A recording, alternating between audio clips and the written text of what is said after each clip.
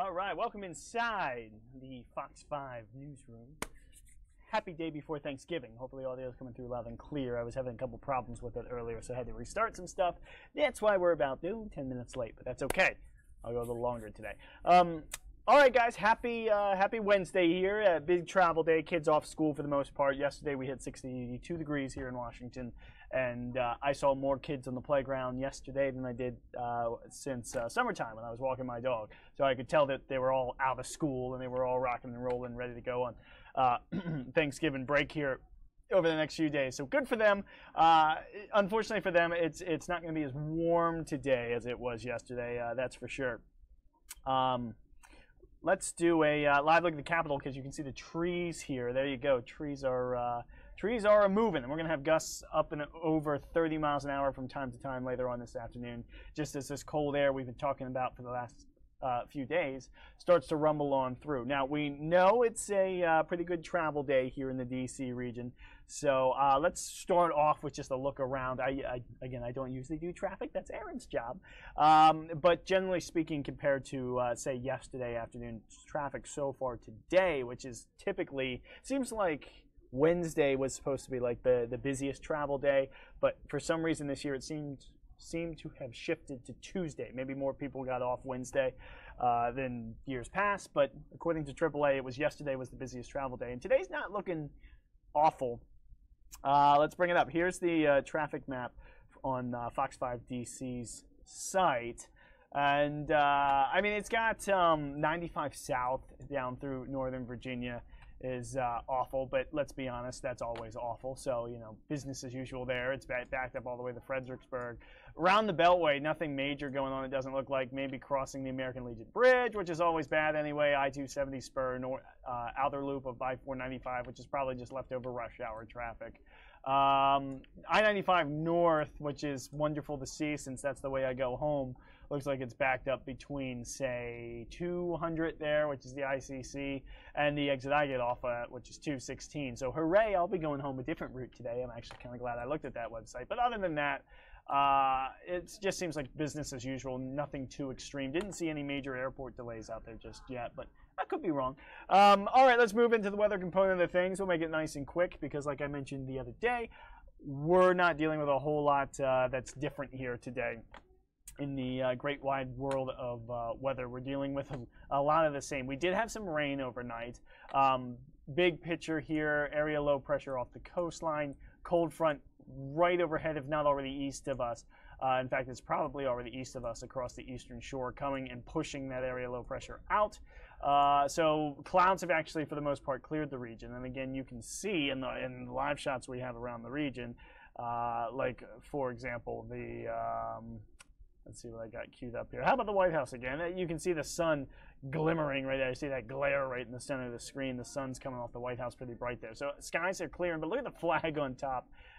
It's blowing like crazy because, again, those winds are going to be whipping a little bit this afternoon as colder air comes back in. Here's a close-up view of the satellite, highest resolution image we have, showing the roll clouds. Nice winds turning out of the north and west. All those stripes of clouds, we call them roll clouds, gravity waves, blah, blah, technical stuff. It's just the air is doing this. It's going up and down as it crosses the mountains. The hills cause it to bounce, sort of like you do in your car when you go over speed bumps.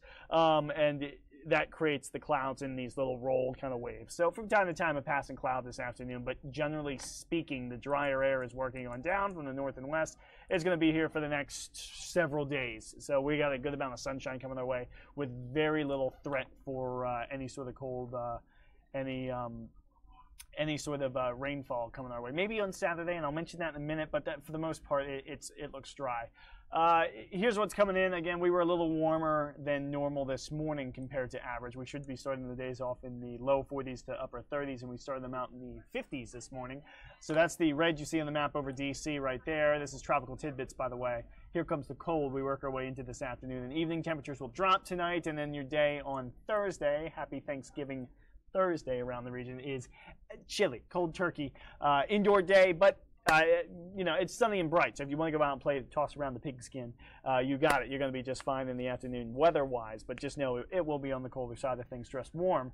And then if you're going to the game on tomorrow night in Landover, Maryland, you are going to be dealing with cold temperatures there. Temperatures falling back into the 30s, I think, by the time, probably 40s to start, but then 30s by game end. So you'll want to dress nice and warm if you're heading out to Redskins Park to see the Redskins hopefully beat the Giants on Thanksgiving night. Beyond that, Friday starts cold for the Black Friday shoppers. Temperatures probably near freezing. And then we warm it up a little bit in the afternoon to seasonal, mid-50s. And then Saturday right here is your one kind of warm day of the next 5. Temperatures near or above 60 degrees here in D.C. A lot like yesterday, I think. We'll have a couple of clouds come through from time to time. But generally, it should be the best day of the next 5. 61 degrees is what we're going with, because watch what comes right behind it as we head into your day on Sunday. Oh no, here comes the cold again, and Sunday's one of those breezy, chilly days once again in the afternoon. Let's do it. Here's your Thanksgiving Day forecast brought to you by all of us here at the Weather Department, because we hope you have a very happy Thanksgiving. 48 degrees is what we're going here in D.C. Again, chilly, but I mean, this weather's not really a concern other than the fact that it'll be on the chilly side of things. It won't be windy like today will be, so some good news there. It'll just kind of be a calm, quiet, but cool Thanksgiving Day. Let's do the full forecast, that full 7-day forecast here. Ups and downs. It's all about ups and downs in the fall. We're 55 today. We kind of already hit that. Temperatures are going to fall second half of the day.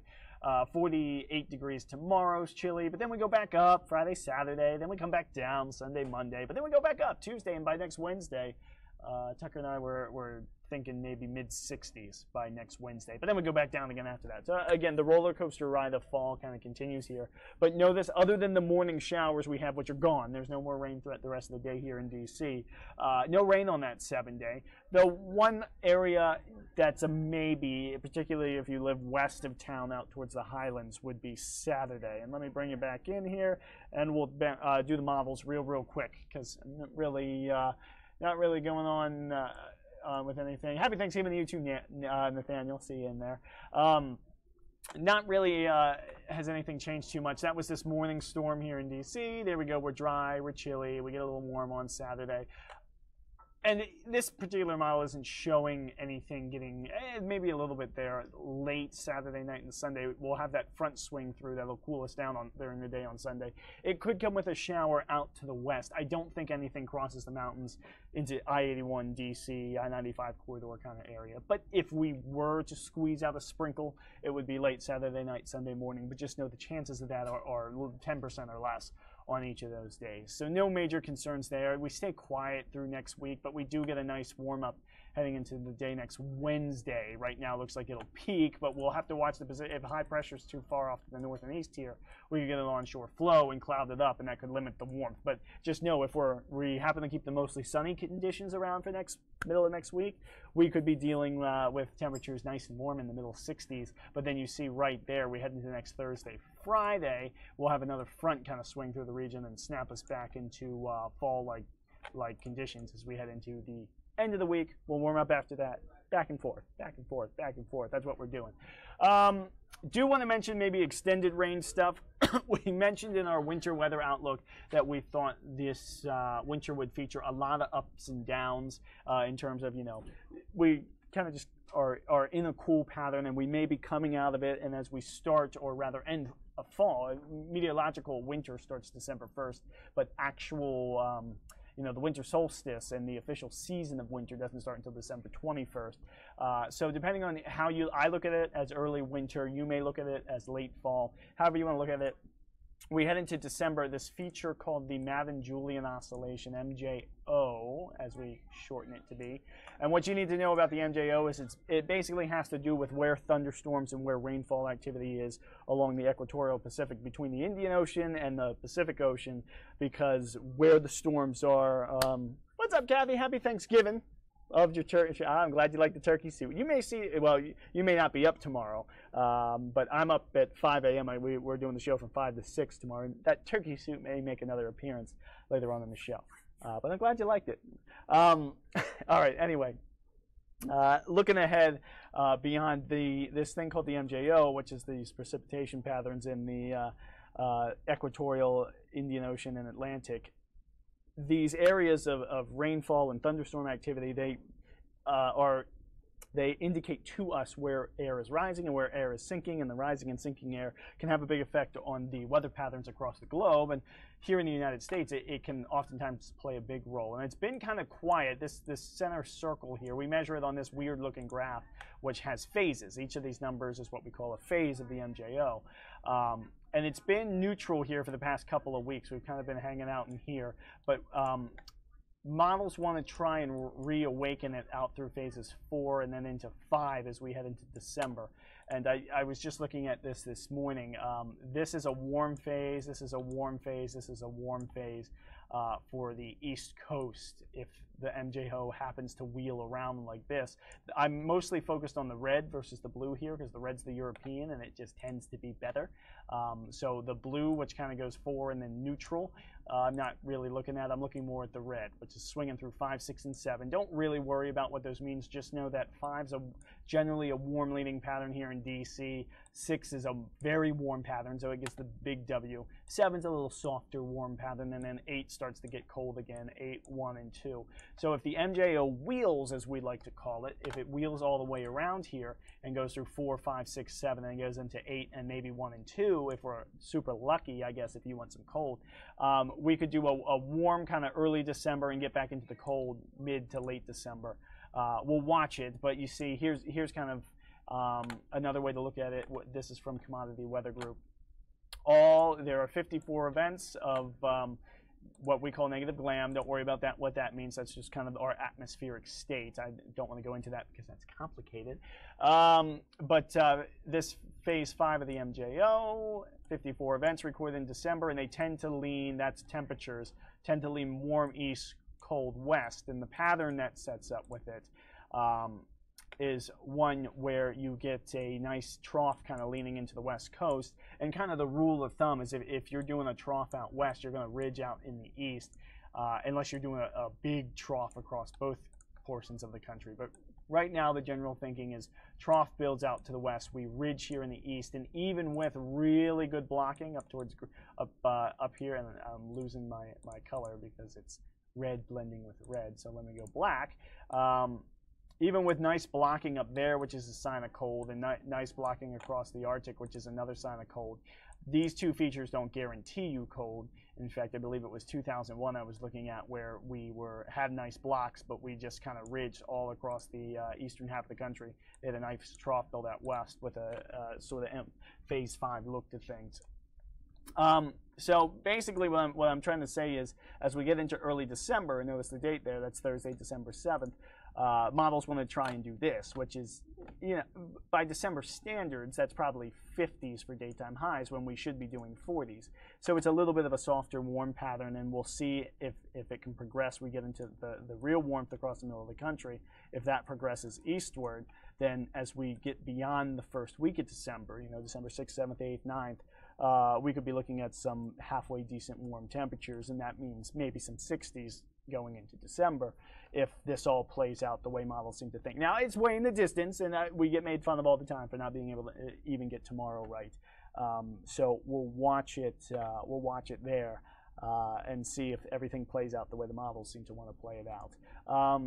More interesting stuff for the second half. I mentioned the ups and downs. Maybe we're heading up the ladder in terms of temps, and then maybe we come down afterwards. Watch as we get towards the second half of the month. These are called the European weeklies. They came out yesterday, but they were too new.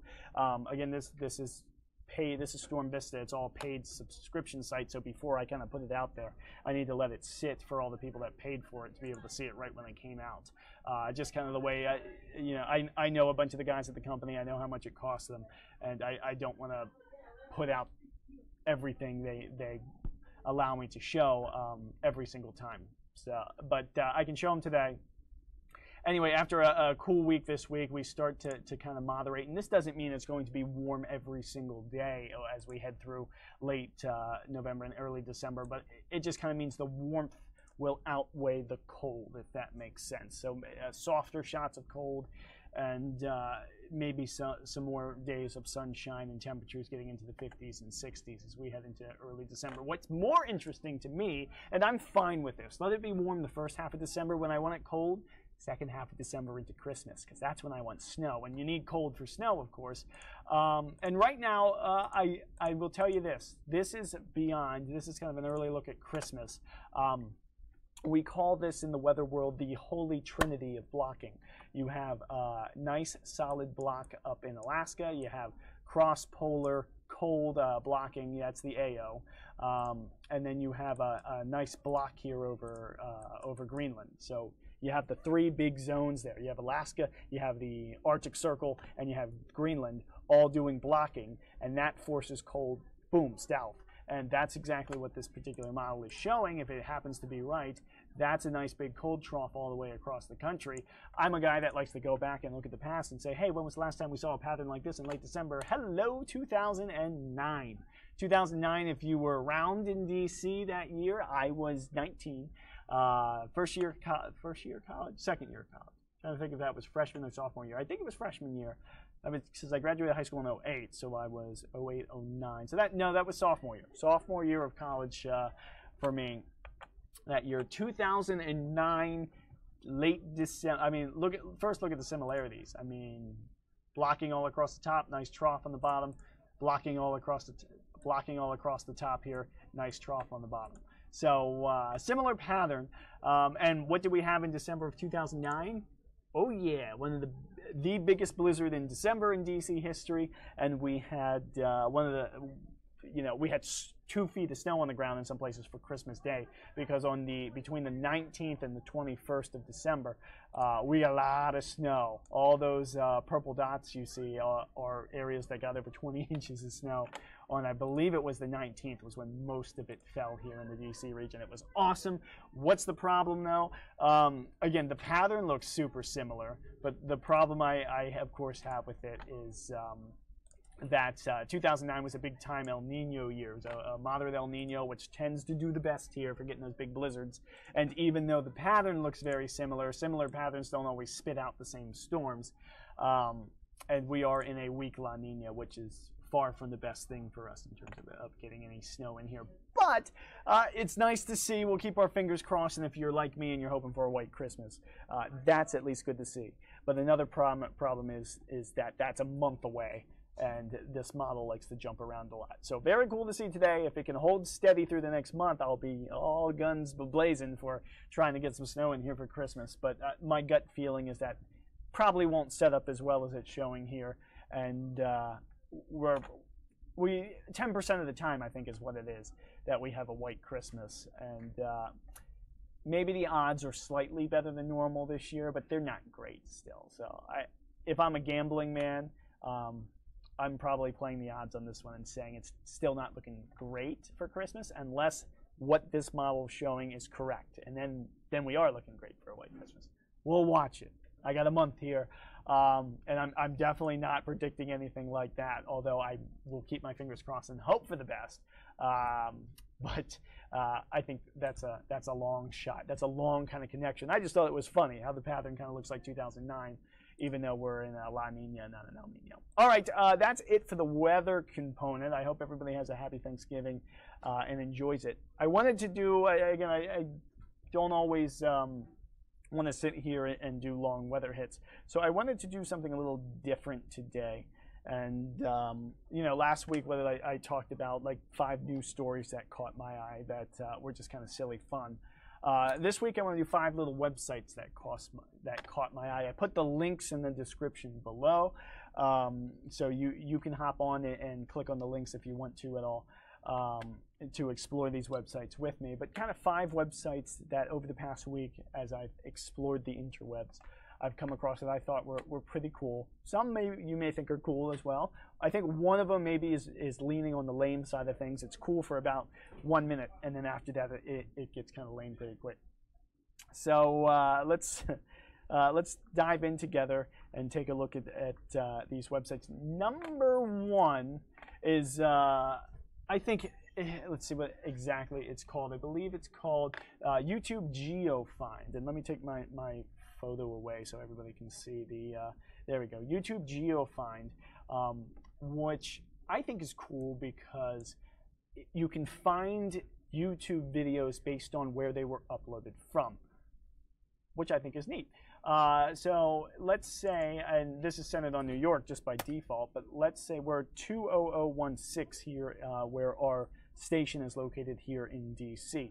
So if we go to this little thing and we type in our zip code 20016, we hit enter. That should, yep. So we're kind of right there, Northwest DC.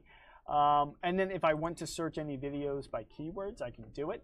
But generally, let's just hit search, and it's going to show me all these little videos, you know, that have been uploaded near me. So I don't know how good any of them are, and I'm not sure if any of them are appropriate. But so I don't really want to click on them. But I can see that, you know, someone recently uploaded a video from Kensington right up there. Welcome to my photo printing channel was the name of the video, just outside the zone there in Silver Spring, maybe Rockville area. Someone uploaded the video there. Down here in DC, I don't see any immediately near us, but obviously downtown, lots of people uploading lots of videos from there. That's NPR and public radio there. RT's doing some stuff downtown. What's up, Steve? What we got? Oh, the Cirque stuff. Everybody saw that. Yeah. Which was pretty awesome. Oh, I'm so proud. You should be proud. Oh yeah. It's a wonderful picture. Right. Well, I'll tell you who I make proud are my parents who watched this morning. Well, they should be very proud of you. Yeah.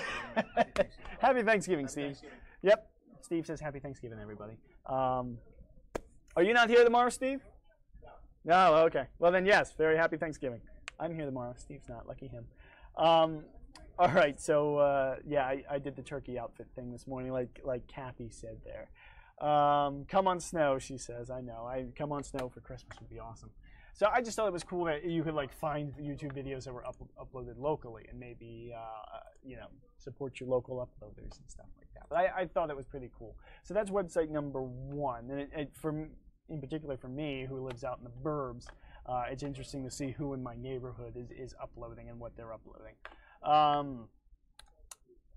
Website number 2 this is more of the weird, wacky, fun kind of website, which is this website will reconstruct your face 3D wise based on just the photo you upload.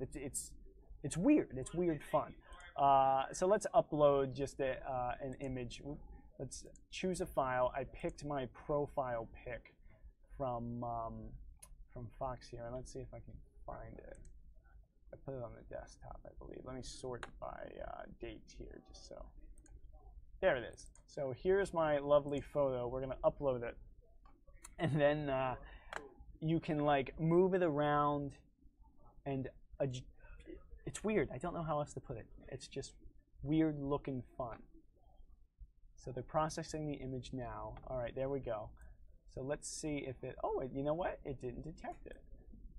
Oh, nope, there it is. So it basically took my photo, and from my photo, it did a 3D reconstruction of my face, which is super weird, in my opinion. And I will admit, while I thought I would kind of only hang there for a few minutes, I mean, that's what I look like for the most part. I ended up uploading a bunch of photos just to see how it how it was able to do the 3D. I wasn't able to mess it up. It did a really good job yesterday. But yeah, so 3D facial reconstruction site. I put the link down there if you want to check it out yourself. It's demos.cs.uk, so it's something based out of Britain. But I ran into it this week. I thought it was kind of cool, so I thought I'd share it with you. Next one's more of a weather-based thing. This is real-time lightning data across the globe, just where lightning is hitting, and it updates in real time anywhere across the globe. So if we go down to the Gulf, I'm trying to think of where there are halfway decent thunderstorms out there right now. You see how more and more lightning's kind of pulsing up in this region. It's just showing you where lightning's striking the ground here, and then it's loading in the historical data for how much there's been over the past, I believe, 15 minutes. It's showing you all the lightning strikes here across the globe. And I forget what the statistics are about how many. I think it's 3 million lightning bolts hit the Earth every day. I just think it's really cool to see is all the thunderstorms, and you can track the lightning across the world there. Now here's the that's website number 3. Again, links below. lightningmaps.org is who that is. And let me just so they get their minute of fame here. I got to show the logos here since I'm showing off other people's hard work. And there, without a doubt, that took a lot for them to be able to program that. I'm sure they use satellite data. I'm not 100% sure how they go in and get the lightning data. But I just thought it was cool. So there you have it. All right, this is the one that was cool for a minute, but then got lame, like after 1 minute. And I'll show you why it got lame. It's called Antipodes map. Antipodes. I'm not 100% sure, but basically, if you've ever wanted to answer that old, you know, when you were a kid and you say, you know, if you dig too deep, you'll dig a tunnel to China, or you know, I wonder if I dig straight through the earth, if I'll go to China or not. Well, now you can actually find out where, if you dug a hole straight through the earth, where you'd pop out. And unfortunately for just about everybody living in the United States, if you dug a hole anywhere in the U.S., you would hit water. So here in D.C., I'll click right on Washington, D.C. You can see we're going to pop out. So this is where you're digging. Let me remove the thing so everybody can see. This is where you're digging right here, that guy digging straight down. And this is where you'd pop up over on the right-hand side of the screen. So digging on the left, popping up on the right. And if I dug out of my house, I would pop up in the Pacific Ocean and just southwest of Australia. And unfortunately, I went clicking around the United States. Doesn't matter where in the U.S. you live, you're going to hit ocean if you dig straight through. Now, if you live in Bermuda, then, hey, you pop up in Australia. So really, instead of saying, you know, hey, you're going to dig a hole to China, we should say you're going to dig a hole to, like, Australia, because they're the closest landmass that we would actually hit if we dug a hole. Other than that, we're just digging into the Indian Ocean, not the Pacific. It's the Indian Ocean there that we'd be digging into. Again, it got old after a minute, but I just thought it was funny that, say, if I wanted to, I could say, hey, if I lived in Spain and Madrid and I dug a hole, I would actually end up in New Zealand. That's kind of something you wouldn't think about. And if I dug a hole straight through London, you would end up south of New Zealand. I guess I should have been able to figure that out in the ocean. But, you know, maybe if I lived in the central Ukraine, maybe this is more. Nope, still ocean. Yeah, you have pretty good odds of hitting ocean, I think, it seems to look like.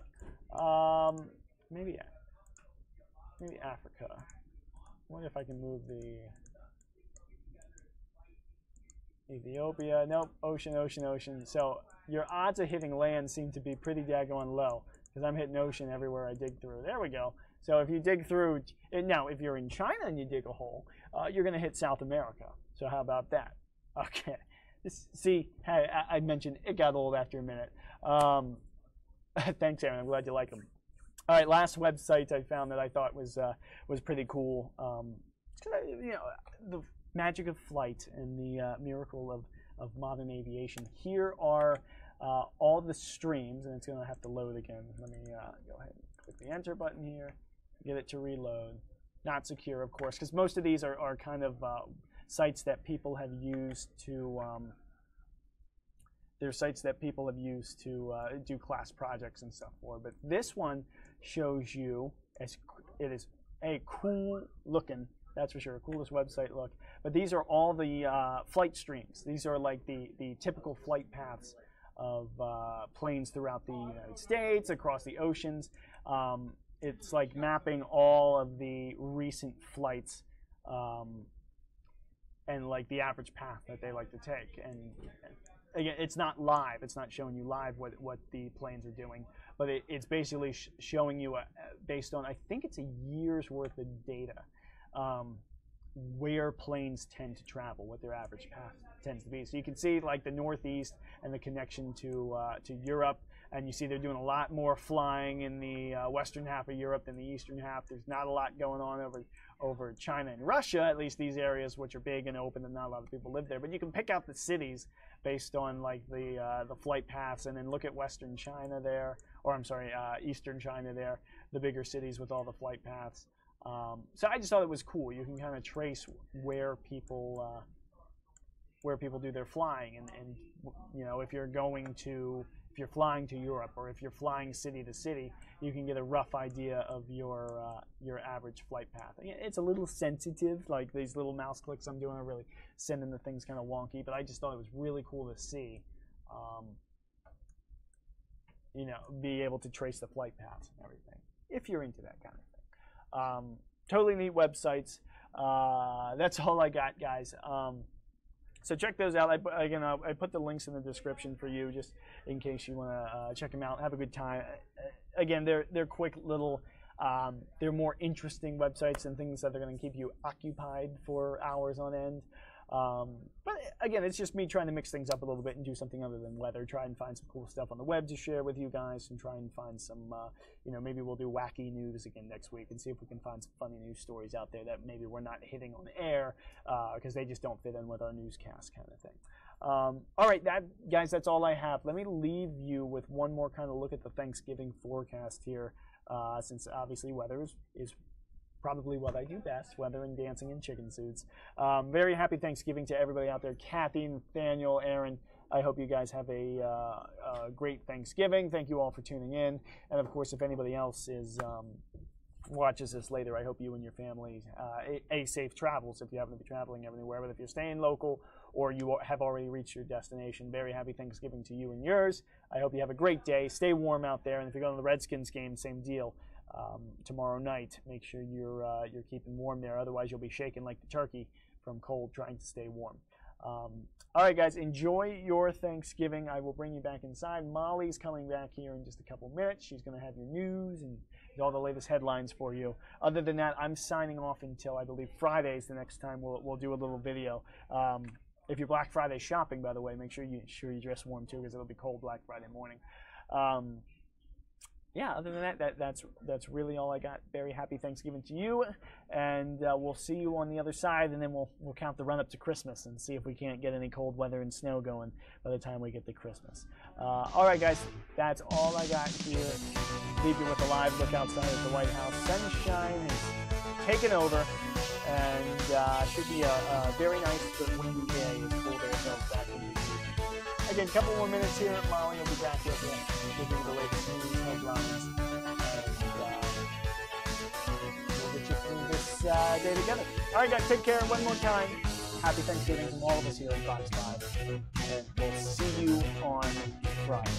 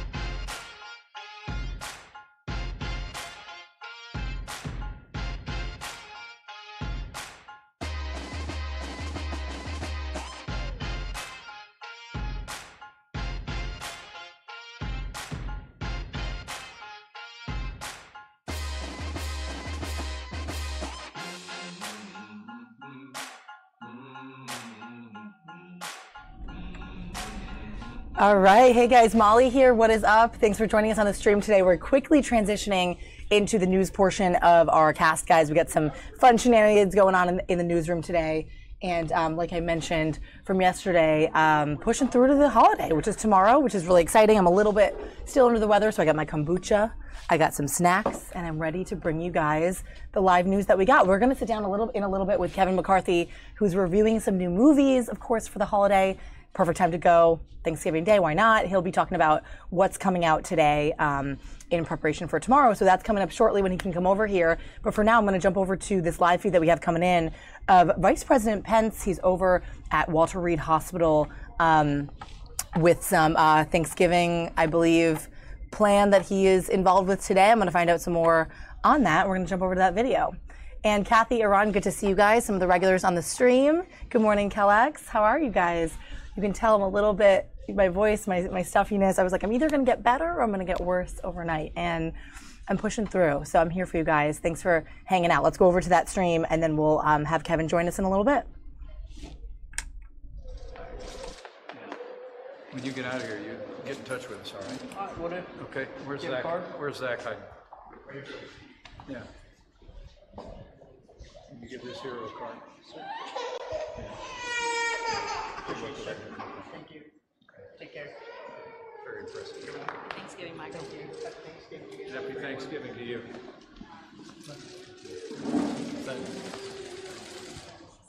Sir, this is Dr. Cherney, one of our dermatologists. Hey, doctor. Her husband, physician. Who is this glorious? This is Hattie. Hattie. Born for you, so appreciate everything. My mom actually works in the same school district that you worked in, Franklin Township. So I see your Notre Dame pin there. I'd like to see I that. went to IU. Yes. Oh, come on. We may have picked her for that reason. Ah, you got some Hoosiers here. You got some Hoosiers here. That's all good. Sir, can we get a family photo with you? Yeah, I'd love it. Why don't we, if we step this way, then we won't be fighting the backlight. Great. You want to get on the far side, sweetie? Come on, sweetie. She couldn't be cute. thank you. Sir.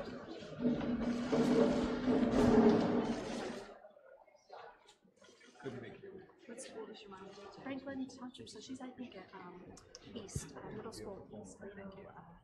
She's middle school. Yes, like 5-6 area. That's great. Yeah. I've been working there since she was 21. How old? She's I've 1 been half. emailing with, actually just this morning with my teachers I taught with at Akron. Oh, So, yeah, exactly. Yep. She was at Adams Elementary. Adams Elementary. Yes, sir. Yeah. Well, it's great That's meeting you, great. Yes, sir. Thank you. I pleasure to meet you from home. That's great. Yes, take care. This way, sir. So we've got one order names right here.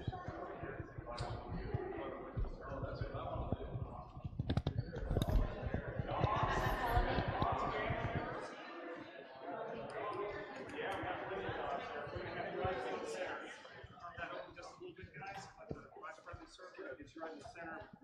Second lady. Listen, on behalf of our president and the First Family, on behalf of Karen and our family, thank you for your See service. some of my doctors here. Thank you for your service. The caregivers gathered here. You give your best to America's best. And we're all grateful to you and thankful for you. Happy Thanksgiving. Okay?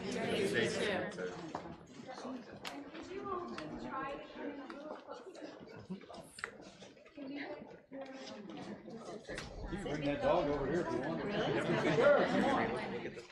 I'll hold him. Can I hold him? Absolutely. Can I hold him? Absolutely. You can bring that army dog over here.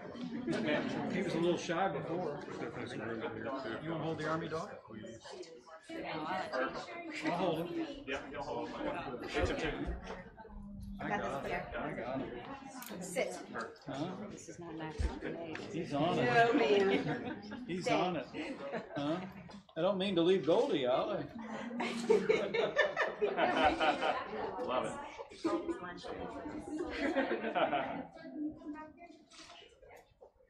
Oh, you got him? Look straight ahead. And you on the you just get a little closer.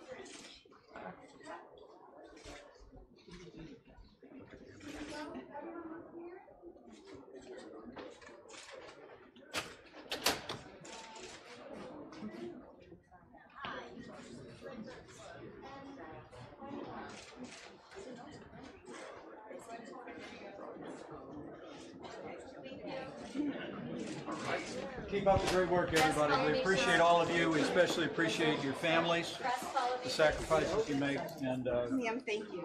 thanks again. Happy Thanksgiving, and God bless you. Thank you, sir. You want your dog back?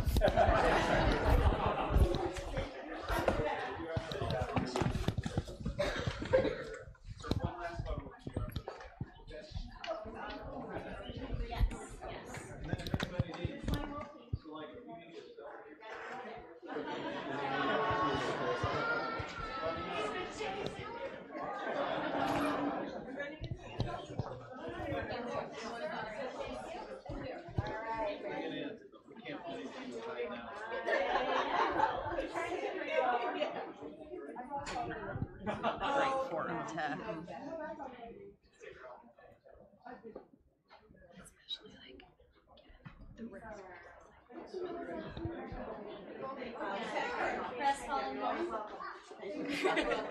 Enjoy Thanksgiving with the sun. Hang on one second, guys.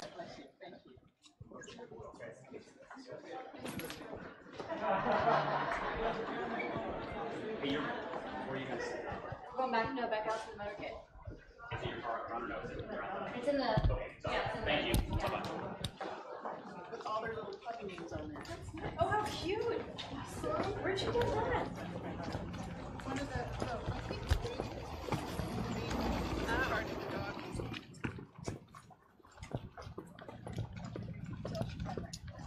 Hey, Rebecca. Yes. What was the bracelet? It is a.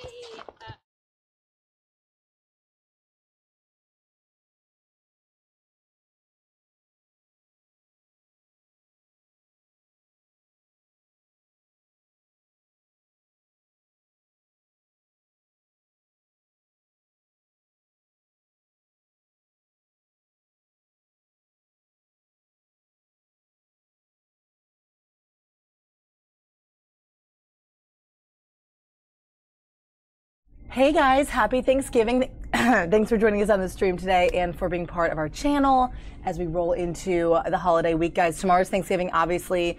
We're all prepping for it. We're a little quiet in the newsroom, but we got some cool stuff coming in. So we're gonna have a mix of stuff for you. Travel video, live sources of what it looks like for people trying to get in and out of the big cities. We're gonna have a little bit of a movie talk and review with Kevin McCarthy. You guys have seen him on the show before. He's gonna come over. And we're gonna talk with other reporters and people who are around the newsroom just prepping for the week as we roll into it. So thanks for hanging out and for staying on.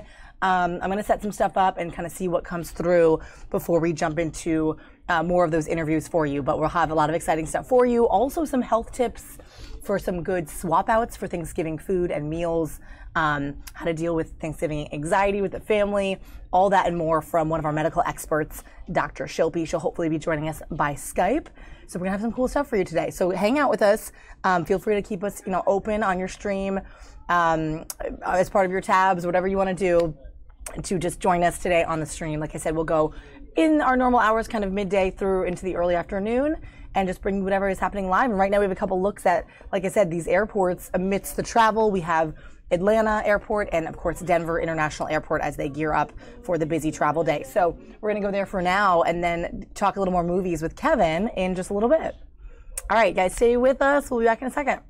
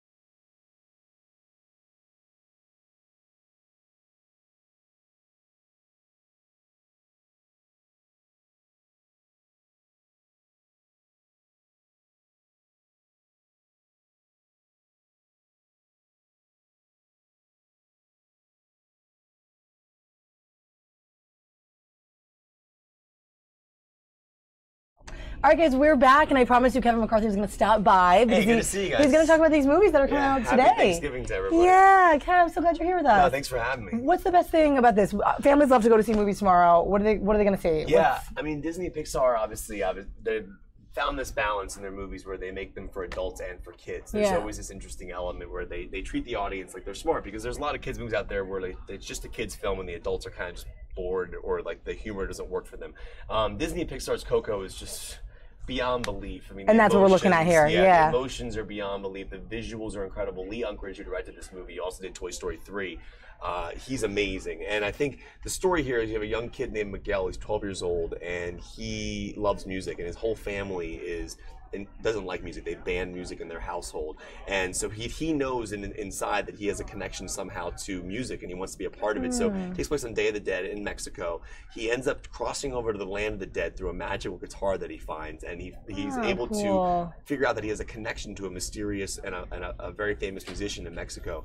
So it's just a really beautiful story. The animation's amazing, but the idea of like family and that being the most important thing in your life. And I think a lot of us get caught up with our work and our jobs, and I think the message I took away from the movie was that just the idea of being with your family is the only thing that really matters. Yeah. And I gave it a 4.5 out of 5. I think it's one of the best Pixar films to date. I Awesome. think that they've made 19 movies so far, and I think that this is one of the best ones. I mean, I love WALL-E and Up and Toy Story 1 and 3 and Incredibles and Finding Nemo and films like that. Yes. But this one's just very special. The music's great, and the one thing I love about the film is that the music is not they don't break out and just sing randomly. Everything's kind of incorporated naturally. Like for example, he'll be at the lead character will be at a concert, right? And then the musician will sing at the concert, or he'll go to like a talent show and he'll play guitar there. So everything that happens music-wise happens because for a reason. It's not just characters breaking out in the middle of a song. That's for no reason. awesome. And I think that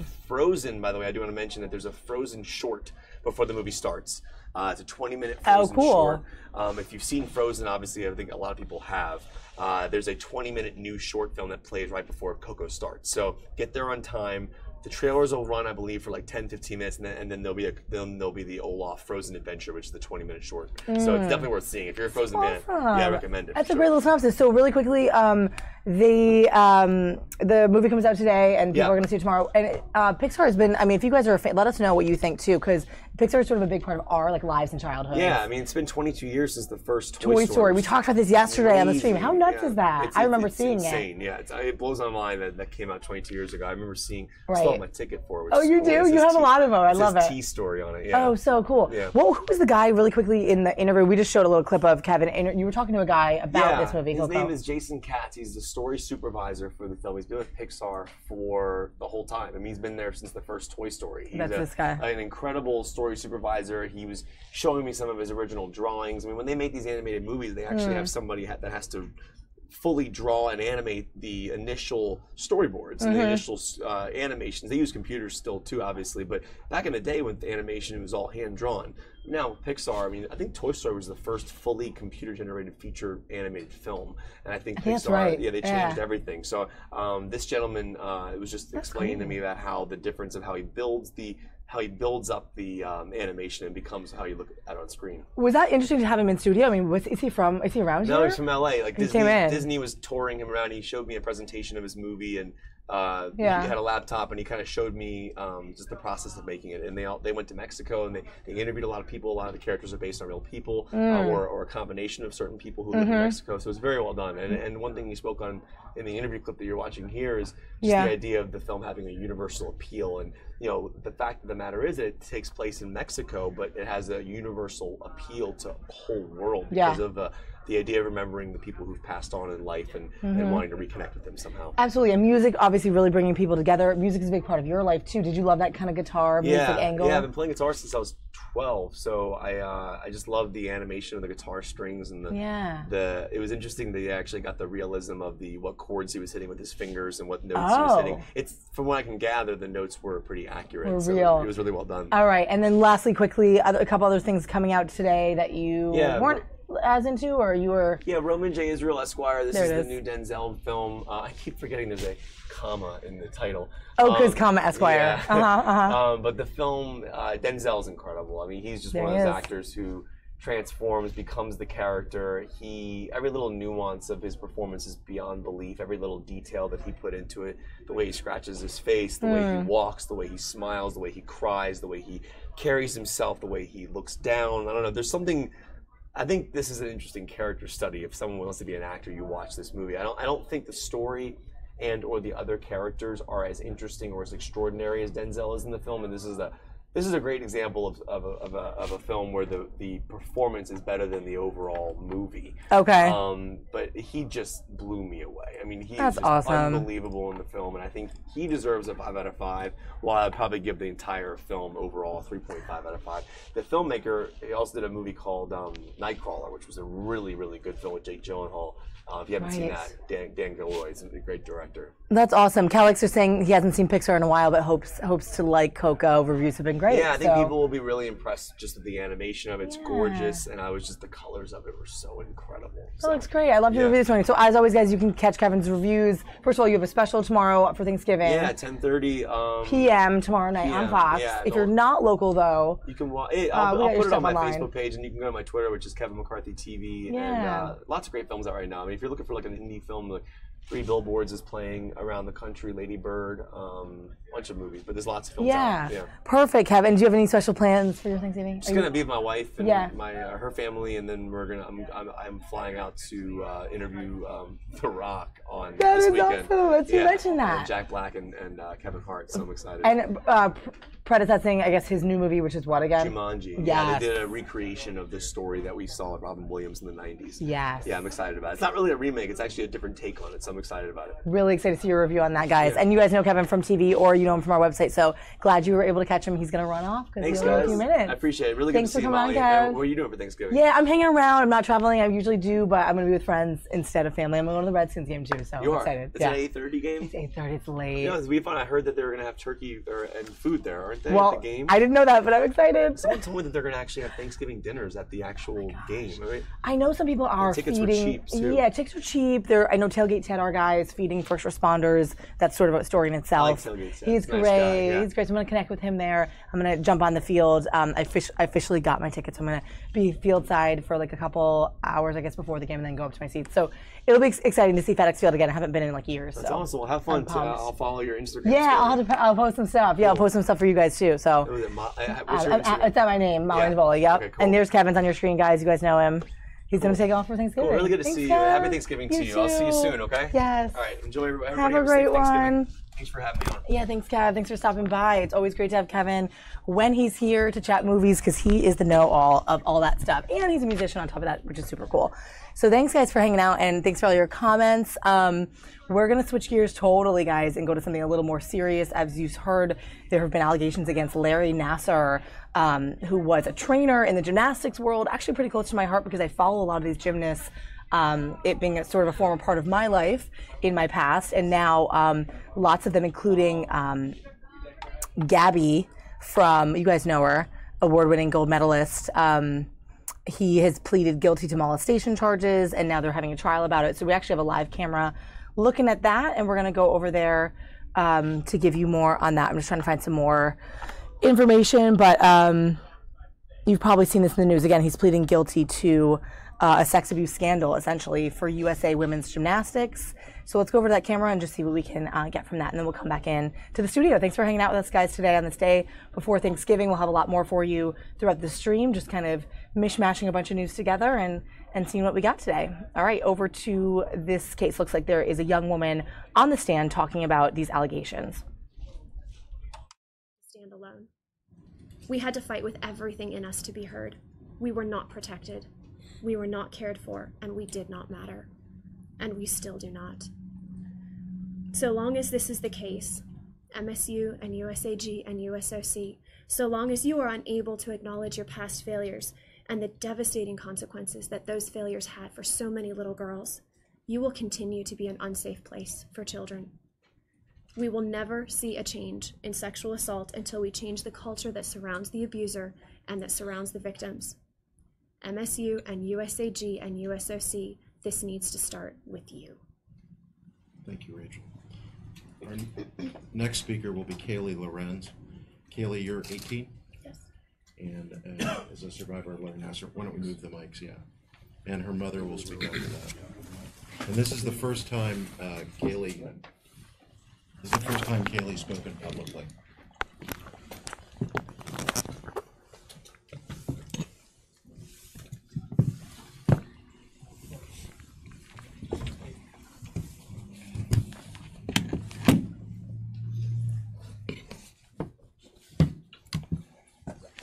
Thank you for your patience.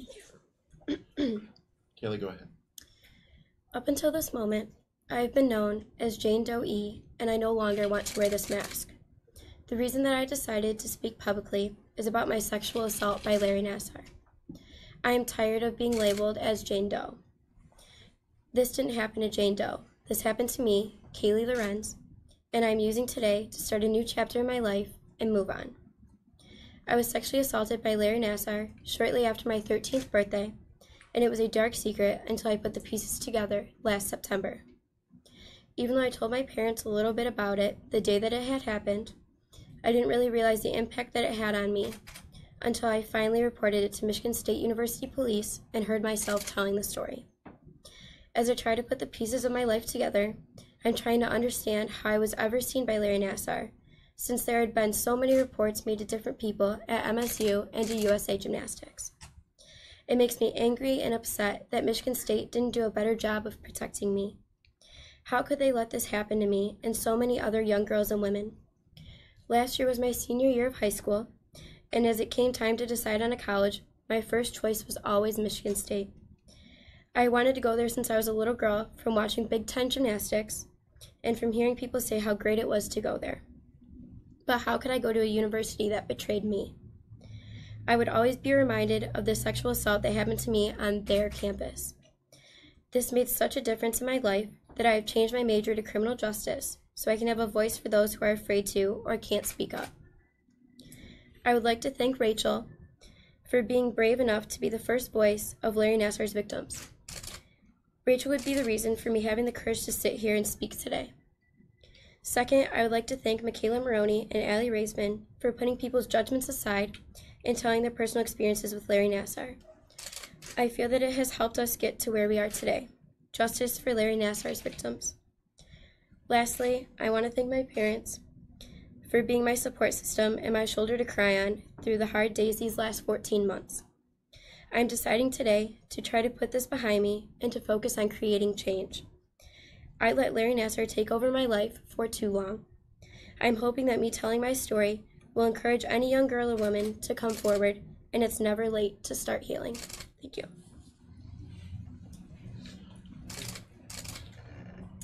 Lisa Lorenz is Kaylee's mom, and it's Lorencz. Close. I. It was so close. All right, go ahead. Lorinzz. Okay. I apologize for reading this, but it's been a long, emotional 14 months and days, so that's what I'm going to do, so I'm sorry. I'd like to take this opportunity to thank some pretty incredible people that we've come in contact with over the 14 months. Not only because of the difficult jobs that they do day in and day out, but for the way that they do their jobs. First, I'd like to thank Detective Amy Ray, which is actually who Kaylee reported to first, and Detective Angela Mumford for enabling Kaylee to tell her story. Reporting her sexual assault was never a question for her, but she was afraid nonetheless.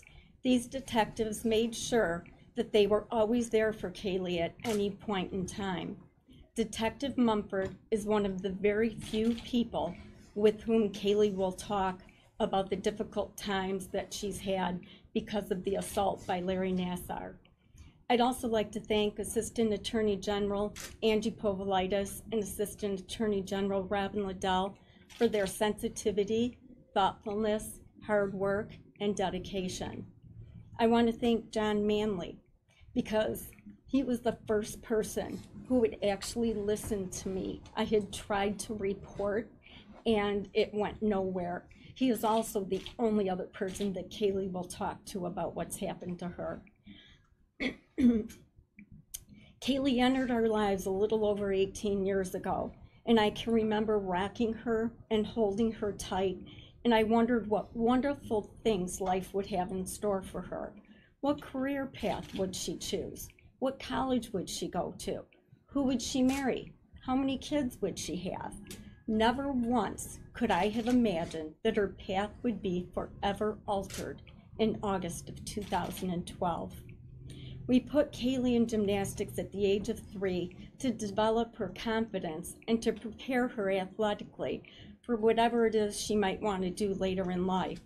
She competed under the USAG umbrella until she left the sport as a level 7 gymnast. It was disappointing for Kaylee on many levels because she had always hoped to compete at the college level, specifically at Michigan State University. Larry Nassar put an end to both of those dreams. In August of 2012, Kaylee's dad took her to see Larry for the 3rd time. This time, however, instead of coming home and reporting to me the exciting stories he had shared with her, she came home upset and withdrawn. When I asked her how it went, she told me that Dr. Nassar had done something that made her feel uncomfortable. I won't go into the specific details of what she told me at that time, but I will always remember that moment. I remember trying to process what she was telling me, but it just didn't seem to fit anywhere in the logical scheme of things. And there was this horrible feeling that came over me that was completely indescribable. I told myself that there had to be a medical reason. Was this sexual assault? Who do I tell? Who would even believe me? This, after all, was Larry Nassar. We didn't discuss the details of that appointment again until September of last year. Kaylee had sent me the press release that Nassar had been accused of sexual assault. Immediately, that horrific, gut-wrenching feeling returned. Although we hadn't talked about it, I had never forgotten. You don't forget that. The following day, I asked her about that appointment, and 14 months later, here we are. There have been many tears, many fears, and many moments of incredible strength during these months. Larry Nassar has pled guilty to sexually assaulting my daughter and all of these other women and girls, so you would think that that would be enough, but it isn't. I have questions. I have questions for Michigan State University, USA Gymnastics, and the USOC. Had any one of these organizations done their job, then Kaylee would have never met Larry Nassar, let alone have been sexually assaulted by him.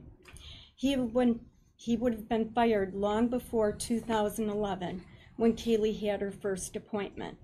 They knew, they covered it up, and they are equally responsible for Kaylee's assault. Any person that had any knowledge of any athlete being touched improperly or who felt uncomfortable with Nassar's methods is responsible for Kaylee's assault.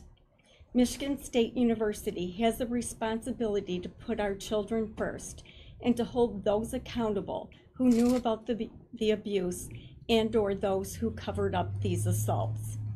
How is it that a scandal of this magnitude with hundreds and hundreds of victims could occur on MSU's campus and no one knew?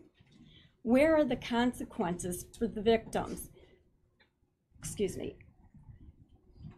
The victims of Larry Nassar deserve to know who knew what and when. They also deserve to hear more than idle promises of what they will do moving forward. It's not okay to merely release blanket press statements and think that that's enough. I'm asking MSU to make a loud and clear statement that sexual assault on their campus will not be tolerated by making an example out of those who knew. Only then will I believe that they are truly going to make significant change. Michigan State University Board of Trustees should expect the same.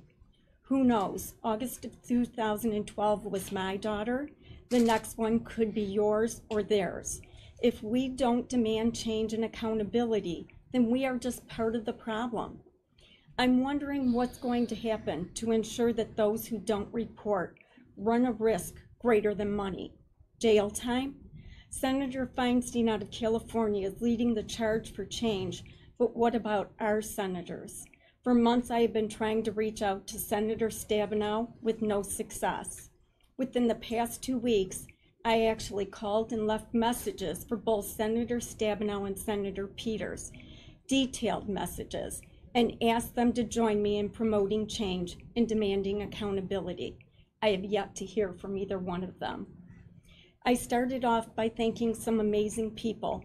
Most importantly, however, I want to thank my daughter Kaylee for demonstrating courage and strength beyond her years, and to tell her how incredibly proud I am of her.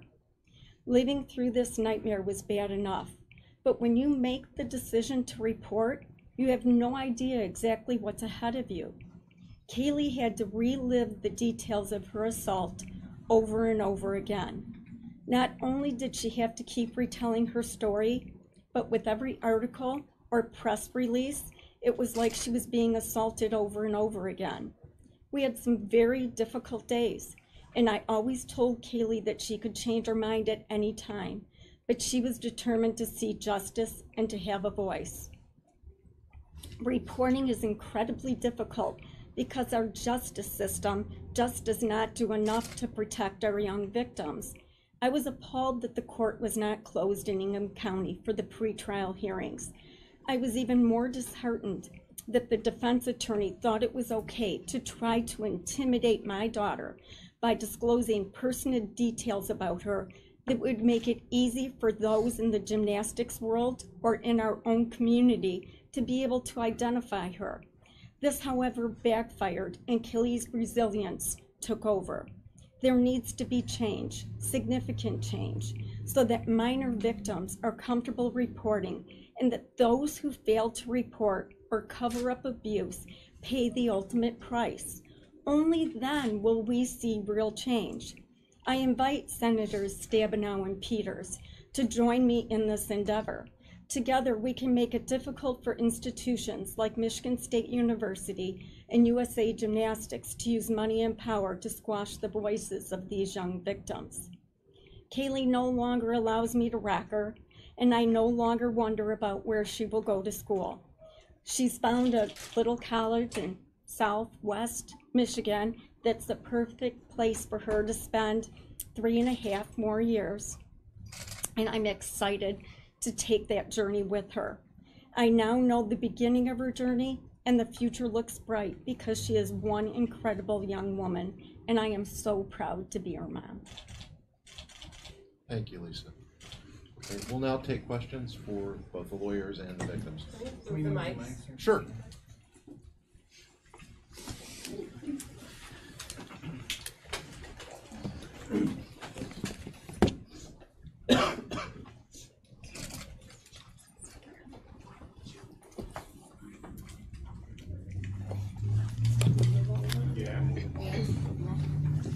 Do you want to do the lawyers first and then the survivors, just so you don't have to move mic? Yes, let's do that. All right. Should have done the survivors first, that way you wouldn't have. Yeah. Oh, well. Oh, yeah. It's on me, not you. Here. Oh. Yeah. Okay. Oh.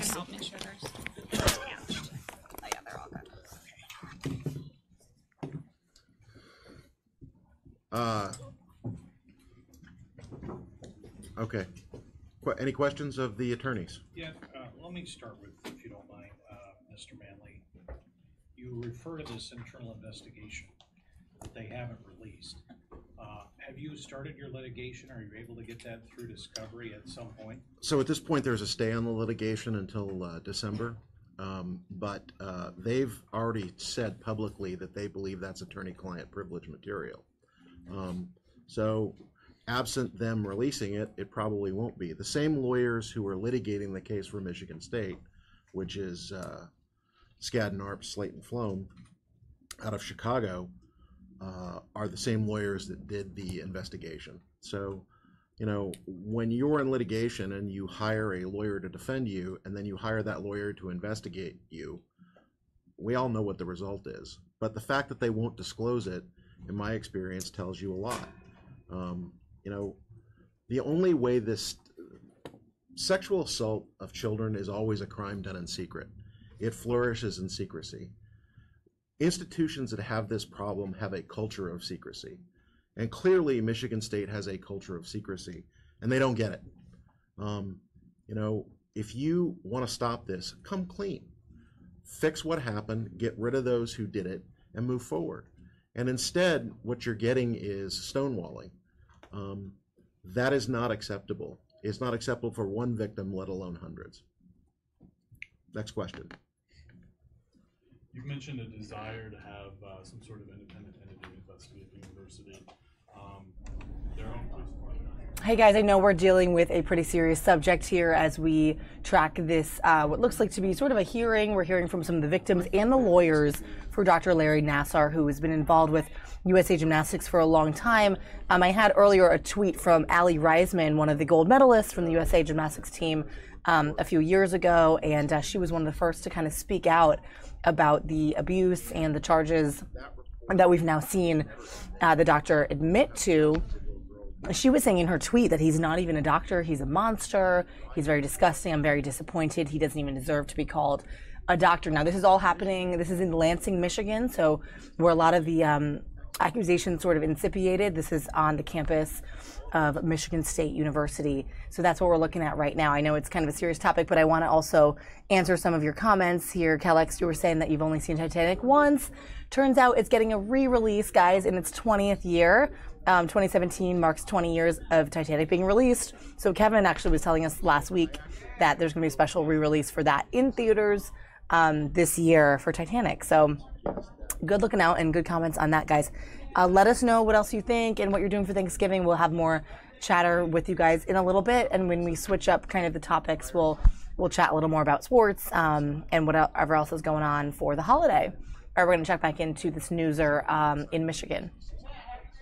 Attorney General picks to do an independent investigation that's not funded by Michigan State, but funded by a different source. I mean, what we found in Penn State when that happened is that the president, I believe the provost, and the athletic director were all indicted, and their conduct was certainly assailed. Here, everybody involved with this, everybody involved in the cover-up, everybody involved in the 2014 total failure and concealment of what he did is not only been retained, but some have been given new contracts.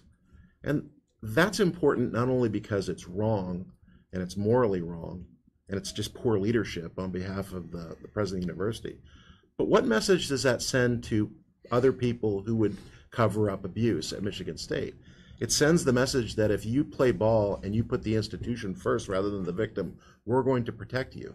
That's the wrong message.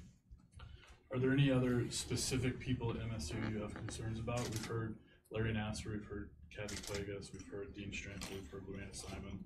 Well, I have concerns about a lot of things at Michigan State, but we've never been given the documents, either in litigation or anywhere else, to show who knew what when. So based on the limited facts we know and based on the limited investigation we've done, largely because of the good work of you folks in the press through FOIA requests and others, we do have some idea of what occurred. But, you know, the people who know this are Michigan State. For example, in 2014, no one looked at his computer. If anybody had picked up his computer and done what you would normally do and say, okay, we're just going to search, they'd have found child pornography. They'd have found all the stuff that indicated he had prurient interest in children. You know, they knew he was putting his ungloved hand into a child's vagina. What else do you need to know if you're a right-thinking person? Red alert, stop. Who else knows this? They didn't do that. They just put him right back into the, into the room, and he consumed children. They didn't pick up the phone and call USA Gymnastics and say, hey, we suspended him, by the way. They let him go to camp while he was supposedly suspended at Michigan State. So, you know, I think there's a lot of people that need to be accountable, but we need to have someone outside the university look into that and tell us who that is beyond, obviously, William Strample. The fact that Dr. Strample is still at that school is just a punch in the eye to these victims.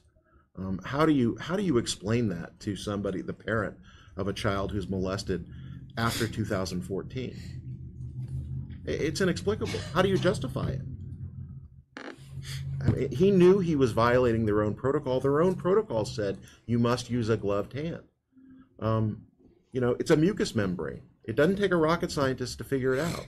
You don't need to be a medical professional to know that. Instead, they appoint people to investigate him who are essentially his friends, and they say, okay, we'll use a glove next time. And of course, nobody enforced that. And he went right on doing what he was doing. Wrong. Vile, to use the judge's words. Gross. Inept. These are the words to describe that conduct. I can't come up with all of them. But worst of all, you have little girls lying in his wake that never should have met him. And for that, the university needs to answer. And they had an opportunity here to make this right. They had an opportunity, instead of being Penn State, to make them a beacon of how to handle this. And they've blown it. It's too late. You can't fix this now. You can't fix it. It's too much time has gone by. And you can put out all the press statements in the world, and, you know, that's equivalent to Larry Nassar saying, you know, I pray the rosary for these victims. Too little, too late. You know, talk is cheap. Enough. Sorry. Next question. Educate me just a little bit. Do you represent the victims also in the civil matters, and what does today's plea do for that civil case? So, yeah, I represent 6 plaintiffs in California and around 100 here in Michigan.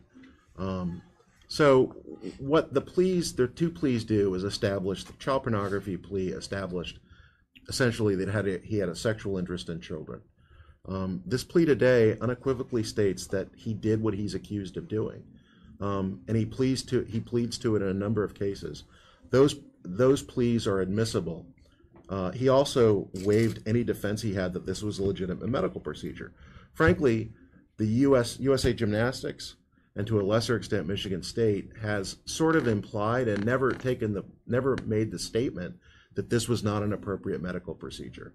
There was a lot of sort of waffling on that. We're very sorry, but you know, and I mean, I can tell you, USA Gymnastics has, you know, initially actively asserted that this could have been medical treatment. We're just not sure. Today closes the door on that argument.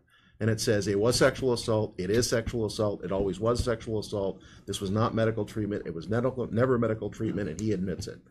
And to use the judge's word, he violated these women in, quote, the vilest way possible.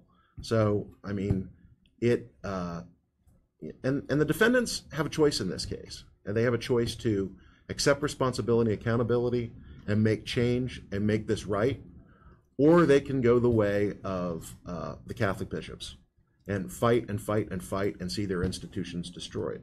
It's one or the other. That same question goes for each of you as well. Do you want to say? You know, I would just echo what John said as far as any sort of misunderstanding. You know, what's been very frustrating to all of the young women that I've worked with is, you know, when they were being assaulted, they were very young girls.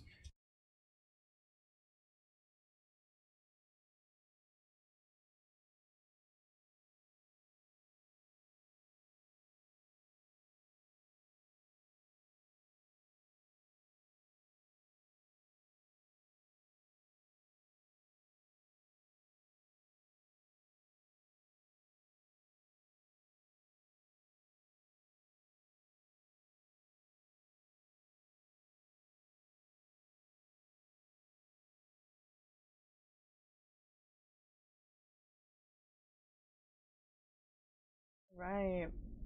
Y'all, I think our feed just kind of froze on us, which is strange. So we may or may not be going back to that. That sometimes happens, obviously, in this raw digital world. As you know, everything that we pull in is kind of just unedited. So that topic is a pretty serious topic, but also very, it's casually spoken. It's pretty graphic. And what some of those girls went through was really, really horrible. So it's unfortunate that we have to see stuff like that. But again, that was the newser with some of the lawyers and some of the accusers at Michigan State University.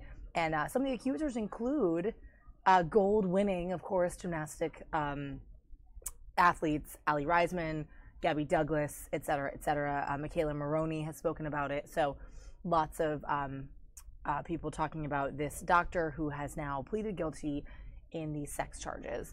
We're going to go back to just a little look at DIA, that's Denver International Airport, where I was a couple weeks ago actually, and it's never that crazy to me there. It's sort of an oddly shaped, it's sort of laid out airport. When you get off, you have to take this train to get to the main ground area, and the terminals it's just different laid out than some of your traditional airports. So that's a live look inside. Looks like they're just kind of prepping amidst the travel day that is today. Of course, AAA saying that yesterday was really the big day, that you did not want to be on the roads. Let me know about you guys. Are you guys traveling? I think a lot of you guys have let me know what you're doing, and you might have some kids who are still in school. But if you're traveling or doing anything special to get out of town, let me know what your status is and what it's sort of like where you are. But this is a live look, obviously, over in the Rockies, the mountain states there at DIA, Denver International Airport. We're going to talk a little more with some people in the newsroom coming up, but leave it here for a second. So take a look and we'll be back.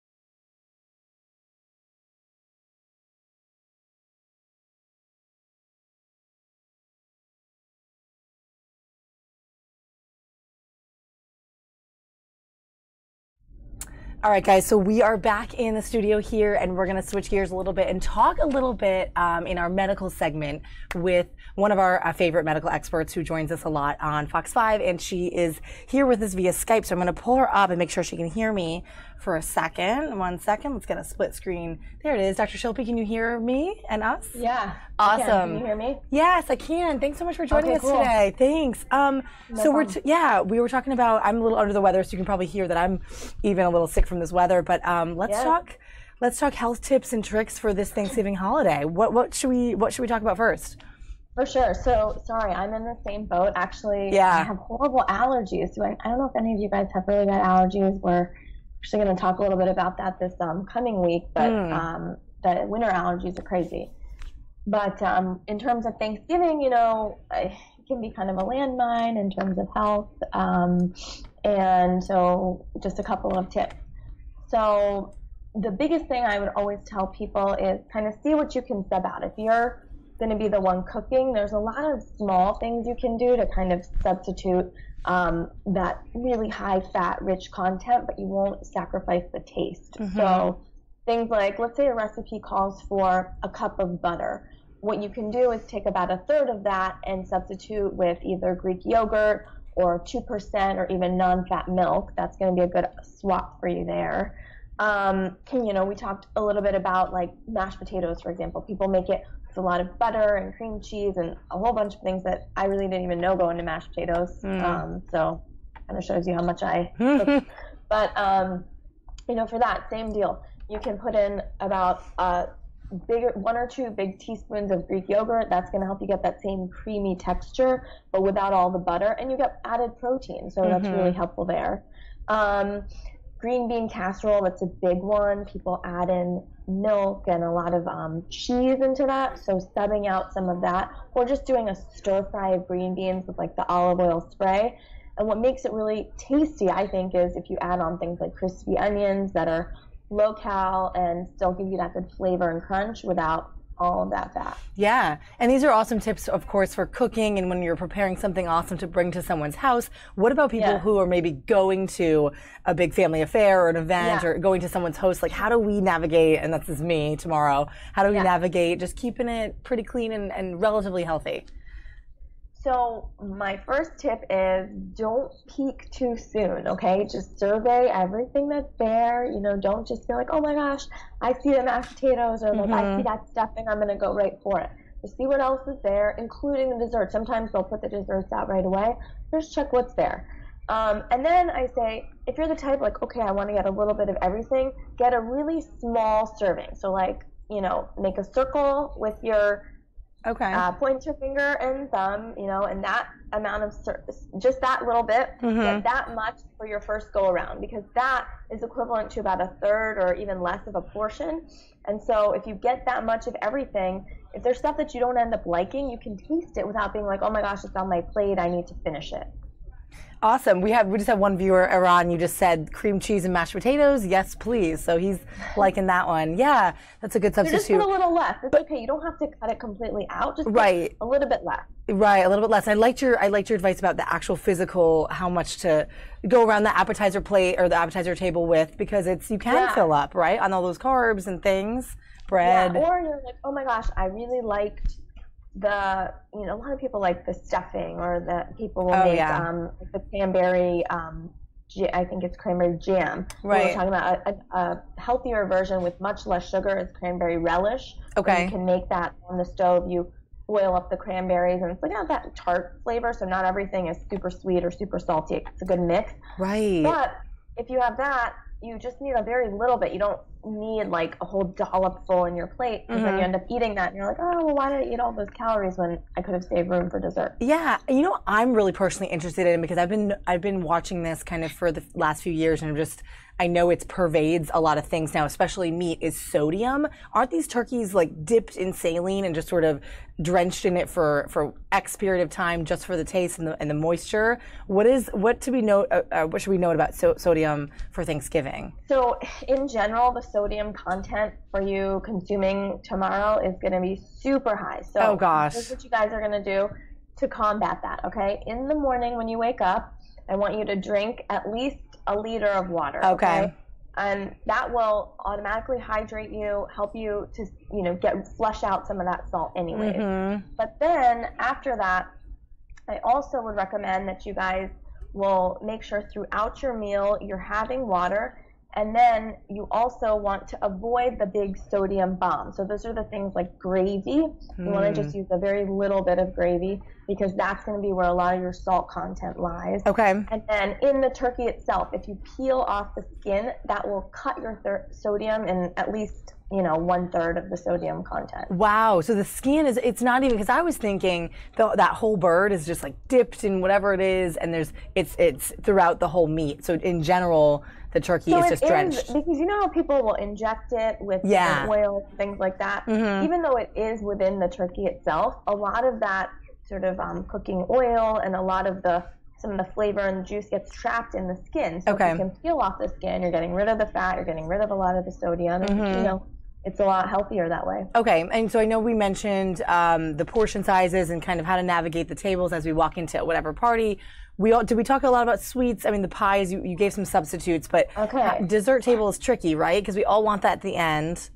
Yeah, the pie, this really, really shocked me. And I don't know if you guys love pumpkin pie, but the pecan pie has almost 700 or 800 calories and 4 times the amount of fat compared to pumpkin pie. So if you eat pumpkin pie, that's 200 calories. If you're eating a pecan pie, because of the nuts being caramelized and all of that, that's almost 800 calories for an adequate slice. So that's a lot. If you can avoid the pecan pie, that's going to be your biggest calorie saver. That's a really good tip, because I always thought, let us know, you guys on the stream, and what you think too, and let us know what you think you're going to be eating, because I knew that was a big sugar bomb. I assumed there was a lot of calories, and I always assumed the pumpkin was a little bit maybe the most natural. It's made with actual pumpkin puree, right? It's not depending on how you make it, right? Is pumpkin the healthiest pie? Pumpkin's your best bet out of all the pies. Apple, you would think, it's a fruit, it's going to be super healthy, but not really, because usually the apples are kind of candied. They sugar them up, and then they put it inside, and there's more crust. And it's that crust that also gives you the calorie in the butter bomb versus the pumpkin, where it's all pumpkin, and then it's just the crust on the edges, the graham cracker or whatever. I like the graham cracker edge. But pumpkin is your best bet, and it's seasonal, so I think it is seasonal and delicious, and of course, depending on how you make it, it is a better bet. One of our viewers around, you're saying sweet potato pie wins. I rarely come across that now, but I like it. Sweet potato's great, right? Sweet potato pie? Yeah. Actually, Allison and I were talking about that. She said she loves sweet potato pie. Truthfully, I've never had sweet potato pie, but I've got to imagine, unless it's mixed up with tons of sugar, it's a good option. I would say if you're going to decide something, either sweet potato or pumpkin, because it's going to be more of just the actual ingredient, and then the crust, versus say apple or pecan is just give that up. Definitely. And I guess, of course, a lot of this comes down to culturally, or how you grew up and how you make each dish, because some of those sweet potato casseroles can be some of the southern culture is that sweet marshmallow base, or more sugar or brown sugar. So I can pull this up, but we had a substitute that I can tell you guys about. A really good swap for that is you can just take a regular sweet potato, scoop it out, mash up all of the ingredients, but then add a little bit of brown sugar instead of the actual marshmallows, and then scoop it back in and bake it. And that will be your better option in terms of a healthier alternative. Yeah, I like that. Okay, and now we don't also want to neglect, wait, quickly, and then we're going to go into another section of health, but whipped cream, that also depends how you make it, right? And that's on a lot of the pies. What do we think about that? So in general, I don't love whipped cream, because I think that it's just sugar, and it's not adding so much flavor. If you're the type, though, that can't go without it, I would say just take a really small scoop, have it with one bite at the beginning and one bite at the end, and have the rest of your pie without the whipped cream. Because you're really consuming about 25 grams of extra sugar if you eat that whole thing of whipped cream with, say, your pumpkin pie. Wow. So you kind of negated the point of having the pumpkin pie. I agree. That's awesome. That's great advice. Yeah. Guys, keep the questions rolling in and let us know what you think. This is Dr. Shilpi Agarwal, and she'll be joining us here and there. We're going to be happy to have her on our stream. You might even recognize her from the morning show. She's often in the studio upstairs with Allison and Steve and chatting medical tips and tricks. And so we wanted to grab her today and hopefully in the near future again. I love the viewer questions because they're always so relevant, right? It's like things that people actually want to know. Oh, so totally I'm happy to true. answer. That's great. And so guys, keep them rolling. And if you have any about your diet or traditions for this year, what you're going to be going through tomorrow, if you have any questions about it. But let's move into another part of health, which is just as important for Thanksgiving: mental health of your own sanity going into Thanksgiving with family and friends, the possible anxiety of seeing old family members, or the topics that are going to be brought up. There's obviously a lot that goes through your head in this holiday time. What's the best sort of advice or tips and tricks in that realm? So I would say that, family can't live with them, can't live without us, type deal, right? That's what a lot of patients and people say to me. So if you are the type that there's certain people that just push your buttons, I don't think the key is to completely avoid the scenario. I think it's just to be prepared. So first thing, set your boundaries. So kind of if you know that there's an aunt that always pushes your buttons, kind of cordially say hello, but make sure that you have an exit strategy. Make sure that you either go and talk to them with another cousin, or you just kind of say, oh, I'm on my way to get something to eat, I think it's good to be pleasant, but don't put yourself in a situation where you're just very uncomfortable.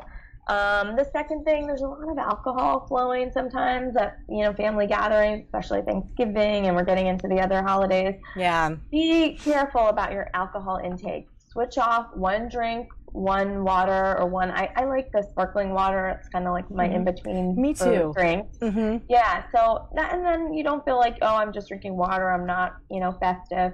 But that way you're not getting too intoxicated and maybe saying things that you would regret later. And then I also always say have kind of a support system. So like, if you have a friend that you can text and just be like, oh my gosh, like so-and-so is annoying me.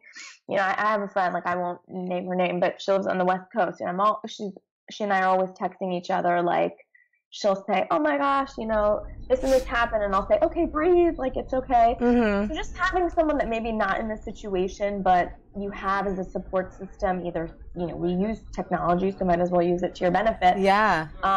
Or watch a couple funny things before you're going into these stressful situations so that you can make light of it, still enjoy your family time, but not be so stressed out over it. That's really good advice. Yeah, and I love the sparkling water thing too. I know I've jumped on that train. I've always really been into it. After, it's gotten popular. Let us know, guys, on the stream if you guys like it too. I think it's a great thing to, like you said, mix it up. I love to drink wine too. I love to drink good drinks, but always having that in between each one is such good advice. Yeah, I've learned that over the years. Yeah. Or sometimes what I'll do, like a trick that I can tell you that I'll do, is I'll get like a half pour of the wine, so it's not the full drink. I'll have that, and then I'll have a sparkling water, maybe like a flavored one even, and then I'll have the other half pour. So it's like it's taken me a little bit longer to have that one drink, and so if it is a party or something, or Thanksgiving, and I'm having a little bit more, I have stretched it out over a longer period of time, and then invariably that hydrates me. I have to, use the bathroom, come back, and it spreads things out so that I'm not suddenly pounding a bunch of drinks, because sometimes I have some rowdy relatives that are like, let's get to drinking, and I kind of want to take it easy. Or you guys might have the same scenario sometimes. Yeah, totally. I'm sure a lot of you guys are on the stream or may be getting ready to go through some of this tomorrow, depending if you're hosting or you're going to family or going to friends. I mean, any of this stuff can come up, and it's all really relevant. I love these topics. Also, I guess we could throw in a little thing about physical activity, right? Whether or not you're a person that works out, what can we say about getting some activity in our bodies for Thanksgiving or after or before? Yeah, I really encourage every single person to do something active in the morning. I know in this area we've got like the charity turkey run going on. And then, I like to go to like a class if I don't have time. There's a lot of Thanksgiving classes being offered right now in our area, where they'll do like a sweat session before turkey. But if you can't do that, just literally get outside and walk 15, 20 minutes. You could even listen to some music or a podcast or anything. Just become active, because if you are active tomorrow and on a day where you have kind of big eating, it will set you up to make healthier choices the whole day. And we have kind of a lot of research to say that that's true. So you'll drink more water, you'll already start your metabolism running quickly, and you're less likely to feel bad about indulging because your body's already kind of moving. No, totally. That's great. That's so great advice. And it's supposed to be pretty. I think it's kind of nice out. It's a little chilly, at least where we are, but it would be a nice morning thing to get out there and get our blood flowing and get on with the day. It's a weather report, but I'm sure you guys have that, bundle up. If it is nice, then even better. You don't have to put on as much clothing to go outside, but just a quick jog. I like to just, I'm fortunate I have a exercise treadmill at my place, so I just will quickly watch something, or I actually use the time to watch shows that I missed. Yeah, that's a perfect idea. Actually, I have a bunch that I'm backed up on myself. Pete is asking, is it better to exercise in the morning or later on? According to you, our medical expert, what would you say? So I personally think exercise in the morning, if possible, is always better. There are a couple reasons why. So first, you kind of get it out of the way, right? It sets your day up. You only have to shower one time. So there's not like this 2 showering thing. That's it's true. Less of an ordeal. And then if you exercise too close to sleep, sometimes it's really activating. And so while we do say exercise helps sleep, it can kind of make you feel wired and you stay awake. So I think right before bed is not a good idea. But, if you can't get up early and you want to do it right after work, that's fine too. But my first choice would be in the morning. Okay, that's great. And then, and they're just saying that too. And then Kellex was mentioning it's easier said than done to have a glass of water in between alcohol. I think that's so true. I always think that's the best bet, and I always have it by my side, but I don't always go to it. You want to keep, drinking what you're drinking. I don't know. So the tip that I think is good for that even, I have the same exact problem. Yeah. Is now when I get my drink, I just get the can of the sparkling water. I like to drink those, I'm not going to pronounce it right, like LaCroix. LaCroix, yeah, I love it too. Yeah, exactly. So you hold the can. Yeah, so I just have them both together, and that way I don't forget. It's not like, I have to finish something and then I'll go get it. It's just I have them both together, and sometimes, if it's a big family thing, I'll volunteer to bring the sparkling water in addition to whatever else I signed up for. And totally. For me, also besides just drinking a good amount of wine, because I love wine, and the effects as we get older of feeling that hangover. Besides that, it's also the dehydration factor. I'm really fearful of being dehydrated and feeling that kind of sickness and that illness the next day, but also that night. So. Yeah. Well, because then you're also going to feel dehydrated from drinking, plus all the salty food. You're going to feel very, dry. Your whole body is going to feel really dry, and there's kind of nothing worse than waking up the next day and being like, gosh, I feel so gross. I wish that I didn't eat all that or drink all that. I mean, I want you guys to enjoy. Believe me, I'm not the type to say, don't, have tofu instead of mashed potatoes. Have what you like to have, but just in moderation. Yeah. I know some of our anchors that that you work with a lot here were like, it's anything goes on Thanksgiving. I'm not counting on Thanksgiving and then after we're good. But I think it's probably maybe a little more wise to kind of just, like you said, do everything in moderation tomorrow and substitute out those options, have your water next door, just all those little tips and tricks throughout the day, right? Yeah, for sure. And just be a little bit mindful, if there's something you're like, oh my gosh, I love to eat, fried turkey. That's my thing. Not me personally, but let's say that's your thing. Then that's what you should go for, and that's what you should focus on. But for some people, they say, well, I love to eat pumpkin pie, and that's what there's no way I'm going to compromise on my pumpkin pie. Yeah. That's fine, but, have the pie and then have maybe a little bit less of the other thing. Yeah. It's tough not to go overboard. It totally is, because once you fall into your trap of, okay, I'm doing all these courses, I might as well go with dessert. I might as well go with another dessert. I might as well just go down the rabbit hole, right? You can, but people love Thanksgiving leftovers too, right? So it's just remember, you can have it tomorrow. That's a good way to think about it, is you might be able to take some home. You can have it tomorrow, so only eat to your capacity. If you want to bust out your sweatpants, that's fine, but even those shouldn't be super tight. Yeah, that's great advice, Shilpi. And let us know really quick, because this is the first time we're actually having you Skype in, which is great, on our stream. Yeah. And if any of the viewers, guys, have any questions, as always, just throw them out into the comments. We're going to hopefully book more often with Shilpi jumping on our stream, because this is kind of a nice time to have some casual conversation about medicine, whereas on TV it's a little more truncated. There's less time to kind of chat about it. But Shilpi, if you want, give our viewers a little rundown of sort of what you do in the area and sort of how you came to be and what you might be providing us. Sure. So, I've loved being part of the Fox family. I am a trained family doctor, so I'm board certified in family medicine. And what that means is I was trained to kind of see all ages. So deliver babies all the way up to, elderly, geriatric. Now I kind of focus more on seeing adults only. So I work in private practice. And I do that along with some of the TV stuff. And, for me, I like to address kind of the younger audience as well, because sometimes I think medicine can be hard to understand. And so I like to kind of make it easy for the masses to understand. Yeah. And that's why I love viewer questions. I love like when people tweet me and say, hey, I've tried X and Y diet and it's not working. I've kind of been like a health trend addict, so I've tried all different kind of things just so I can speak to it. And that's really where my passion lies, in doing that kind of stuff. Yeah, isn't it interesting too how obviously medicine is an exact sort of finite science, but it's also changing all the time because there's new studies and new sort of conclusions coming out, and so we like to talk about those trends sometimes on the show. Totally, yeah. There's always trending items in terms of health. There's also hard science that's coming out, which really helps us to make strides in innovation in medicine in terms of treatment for people.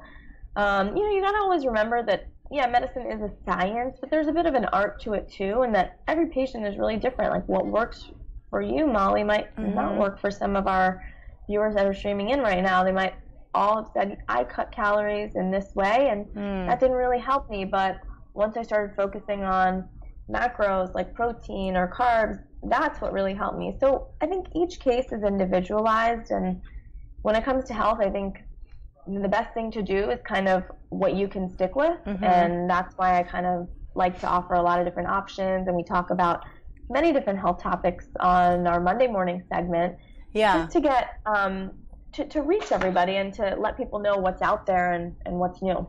Yeah, and I love, obviously you guys who are on our stream know this stream is pretty much open. We're real casual and bring you all the video that we can't necessarily bring on TV air. So I want to know from you guys, the viewers, if you have any thoughts or comments on what you want to hear more about. We're going to try to have Shilpi on, like I said, more often, hopefully at least once a week, and just sort of have a little medical segment to check into some of the trends, whether they be, local, relevant, or sort of celeb trends, or just new studies and findings in science. And I think it would be fun to kind of chat about those topics. So you guys reach out to me, let us know what you want to hear about in the chat. But today I thought this was a good one because Thanksgiving, obviously tomorrow.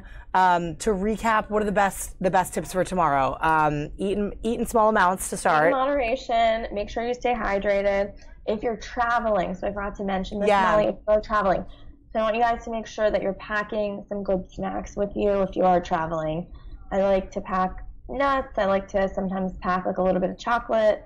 Water, I always will pack that with me. I will start my day with a tea or coffee. And then I make sure I have just enough things so that I'm not scouring the airport or Amtrak saying I need a snack right away, and it's like a huge cookie. I know, totally. There's so many things I could just ask you personally, and I'm like, I want you viewers to let me know what you guys want to talk about, because protein bars are always on my mind. Like, which ones are right and healthy? Are they actually a good filler for a grab and go, or are other things better? And that's a good one. We should talk about that sometime, because I'm a big I love bars because it's just an on the go. But every time I go to the grocery store, there's 3 or 4 new bars, and I'm like, oh, the RX bar, the Lyra bar, You know, so we could break those down for you guys sometime in the next few weeks. Yeah, that's a great one. Well, all right. This was awesome, Shelby. Thanks so much for joining us today on Skype. Sure. We'll do this No again. problem. And like I said, you guys let us know your comments about it or any questions that come up throughout, because we'll be able to have these extended conversations with her as much as we are able to. But yeah, have a great happy Thanksgiving to you, Shelby, and your family. Okay, happy Thanksgiving. Are you sticking around though? Yeah, I was telling some of the guys in the newsroom. I am. I usually go up to New England where I'm from and do a big family affair, but staying around, gonna be with some friends who are hosting, and then I'm going to the Redskins game, so I'm doing a little football action. Yeah. So I'll be, that'll be fun. trying to keep warm. And you have your family here, right? You're local.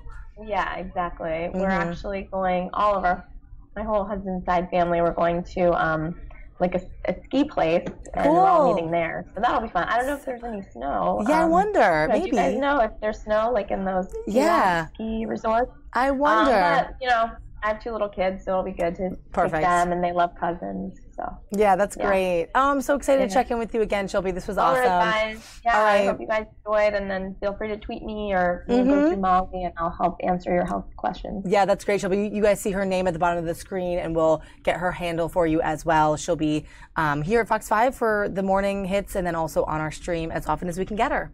So that's it for now. All right, thanks, Shelby. All right, talk to you soon. See ya. Bye. All right, guys. So that was Dr. Shilpi on Skype for you, and really happy to be able to bring her to you for a part of our medical segment. I figured that was really relevant to tomorrow and what we're all kind of dealing with, which is navigating the dinner table and the plates and dealing also with the physical, not just the mental health aspect of dealing with the celebration and the family and the people and just the over sensory experience, I guess you could say, of what Thanksgiving is. All right, guys, thanks. I'm glad you guys enjoyed her as a guest. She's one of my favorites. And I love health talk, too. It's always been a favorite of mine. Health reporting and health journalism has always been sort of a passion of mine as well. So we're going to talk a little more, some other topics soon. Again, thanks for bearing with my slight sickness here, as you guys can hear me. Trying to get through this day, rest up for Thanksgiving, and then like I said, I'm going to the Redskins game. So we're going to chat a little more sports with T when he comes down here to chat about that. All right, guys, back to our classic bump shot of what it looks like right now in Denver. Anybody familiar with this airport? Like I mentioned earlier, I was there just a couple weeks ago to visit a friend. I was there for a long weekend, went to a football game, and it's an interesting airport. It's sort of, like I said, it's weirdly laid out, and it's hit or miss. You can either get right through or you can get stuck, so you got to be careful on your timing there. But it's like many other airports, it's outside of the actual chunk of the main city, so you got to take a train to get there or, you know, get a ride when you're coming in. So anyway, a live look today at what it looks like today on this Wednesday as we gear up for the travel for the holiday. All right, check into it, guys, and we'll be back in a little bit.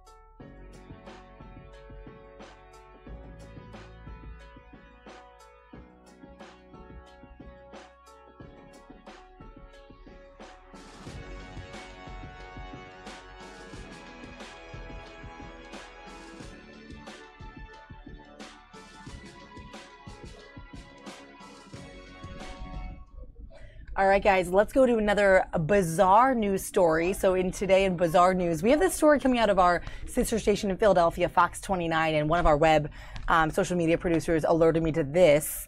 I'm going to back up a little bit. So again, this is a package from our Philadelphia station where an 86-year-old woman was accused in an attempted bank robbery, and there's a whole lot of money involved. How this all went down. Check out the story here. After police say she demanded cash. Thanks for joining us tonight. I'm Ian Page. And I'm Lucy Nolan. Don't say this word often, but this really was a bizarre robbery attempt. Our Dave Schratweiser's live at Philadelphia Police Headquarters with the exclusive story. Dave. Lucy, 40 years as a reporter, and I've never seen a case quite like this. That 86-year-old is behind bars here awaiting arraignment on the charges. We're told by police she strolled into the bank on a walker, held out a revolver, demanded money. The bank manager handed over $400 and called police. Surrounded by police and pushing a walker, this 86-year-old woman was escorted out of the TD Bank at 38th and Market Tuesday evening and placed in handcuffs in what can only be described as a bizarre bank robbery attempt. That's crazy. It's mind-blowing. That's pretty unusual. I've never heard of a bank robber at that age and armed. Police say the elderly woman came into the bank just after 2 with her walker, pulled out this revolver, and demanded $400 from the tellers behind the counter here. Penn police quickly arrived and arrested her. With a gun? Yeah, they should charge her. I'm concerned. I mean, 86 or 26, she had a gun. Sources say the woman came to the bank on Monday to make a withdrawal, but when she got home, she thought the bank had shorted her $400. She returned to the bank Tuesday afternoon and demanded the rest of her money. Her family showed up while she was being held at the bank and tried to console her. Bank customers weren't so forgiving. Someone could have been shot even accidentally. So you have to have concerns, and then people bring their kids here. I doubt this is going to be a repeat event. FBI agents examined the .38 caliber revolver. It was unclear if the gun was loaded. Agents confiscated the money and questioned bank employees, but just before 6, she was cuffed and taken away, leaving customers shaking their heads. Maybe she's sick or something. I don't know. That age, there's definitely diminished capacity, and you would think that you're going to have some sympathy for someone. There were like no mental issues, and she knew what she was doing. This was premeditated. No sympathy whatsoever. Now, police now tell me the gun was not loaded, but there were bullets in her bag. She faces bank robbery and possession of weapons charges. I'm told tonight she is a retired corrections officer here in the city of Philadelphia. Lucy? Gonna have to follow. All right, so that was a story out of our Philadelphia station, guys. Let us know what you think about that. Pretty bizarre, right? An older woman, obviously, with the boldness, I guess, and the ability to go in there and demand that money. And like the anchor said, she can only describe it as a bizarre story. I tend to agree with her there. Schulte, you were saying that picture of the airport here reminds you of the movie. And I totally agree with you. In fact, every time I travel on these holidays, at least all throughout college and later, I would always think of that movie because I literally, being in a big city, would take all of those methods of transportation to get where I needed to go. So I totally agree with you on that one. Just going through some of your comments here on what is going on. Yeah, good, guys. Glad you're chattering about the holiday and about the travel. Like I said, we don't have a ton of news stories coming in. You heard the weather with Mike earlier this morning at 11. And so you kind of know what's going on in our area, although I know some of you guys are watching from elsewhere on the stream. But we're going to, like I said, end with a little chat about just some other happenings, Thanksgiving stuff for tomorrow. Like I said, I'm going to the Redskins game. I'm going to be trying, and I think this is happening, to get down on the field. So pre-game, we'll be doing a special show for Fox 5 for TV, and I'm just going to be on the sidelines getting some digital footage of that. And I will be, I'm telling you this now, I will be Instagramming stories, some of that footage out, and covering it digitally. Hey, Joe. Joe's one of the ones that was a proponent of me getting down there. So anyway, we went through the proper channels, and I'll be down on the field to watch them practice and to kind of get ready before the game, and then I'll enjoy a nice Thursday night football game. So it's going to be a long but fun night for me, hoping that I feel up to par to be good, to eat my meal, my feast, drink a little bit, and then go to the game. So like I said, I'll be down there sideline. We'll get some snaps, get some digital coverage on my personal account, which is right below, right there. It's my handle. And then I'll hopefully have some stuff to share with you guys too on Friday for Fox 5 Live here. But we will not have a stream tomorrow, guys. It's Thanksgiving Day.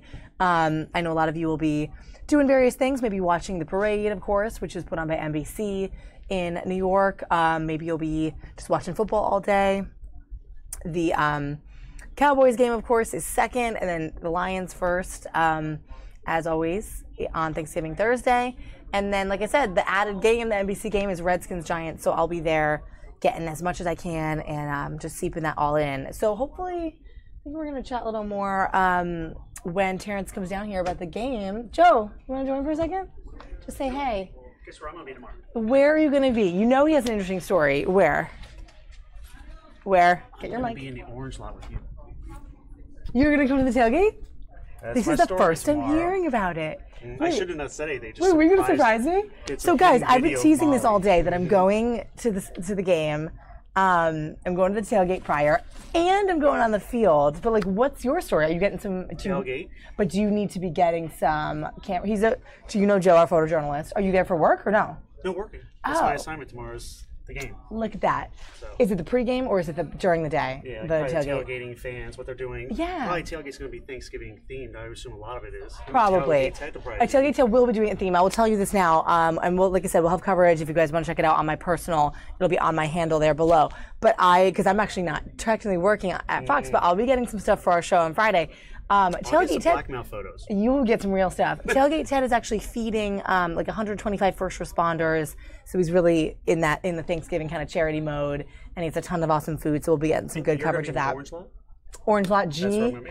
off of Arena Drive. I'm gonna be Right looking- here. be Did you looking just for find you. this out and you're I just surprising? found out. That's You're why awesome. Before I have to head out with Tom, I forgot to You tell just found out? I guess they swapped you around. Or something. I don't know.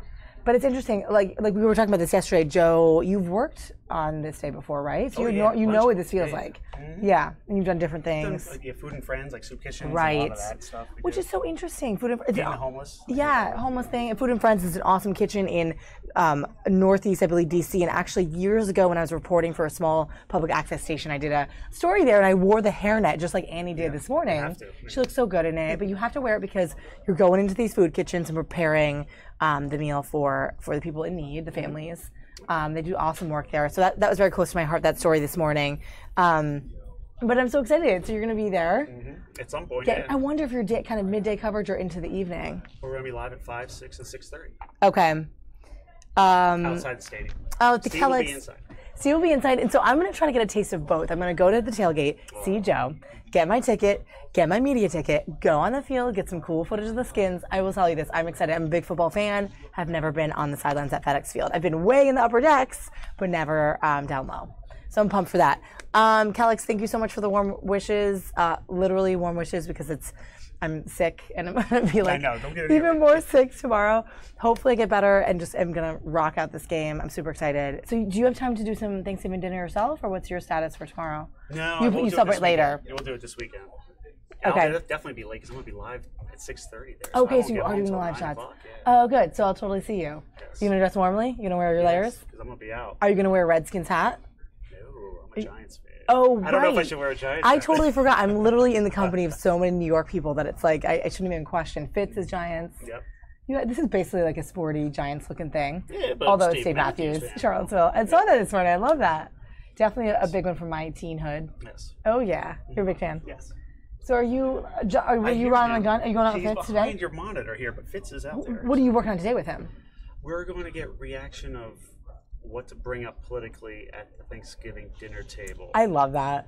What's going to, You- some people get really political and other people get awkward. And so, and who knows out there. You guys tell us what, and we asked you this may have half yesterday. the family is Democrat, half the family is Republican. It may not be good. You can talk to him about it, but We asked you guys this yesterday, and we were talking about this in the morning show too. I mean, do you even bring up politics at all? Everybody has their uncle. I can name mine in my head, but I'm not going to say his name just in case my mom or whoever's watching, who is the controversial figure. You don't want to open up that can of worms with Uncle whatever. we're eating.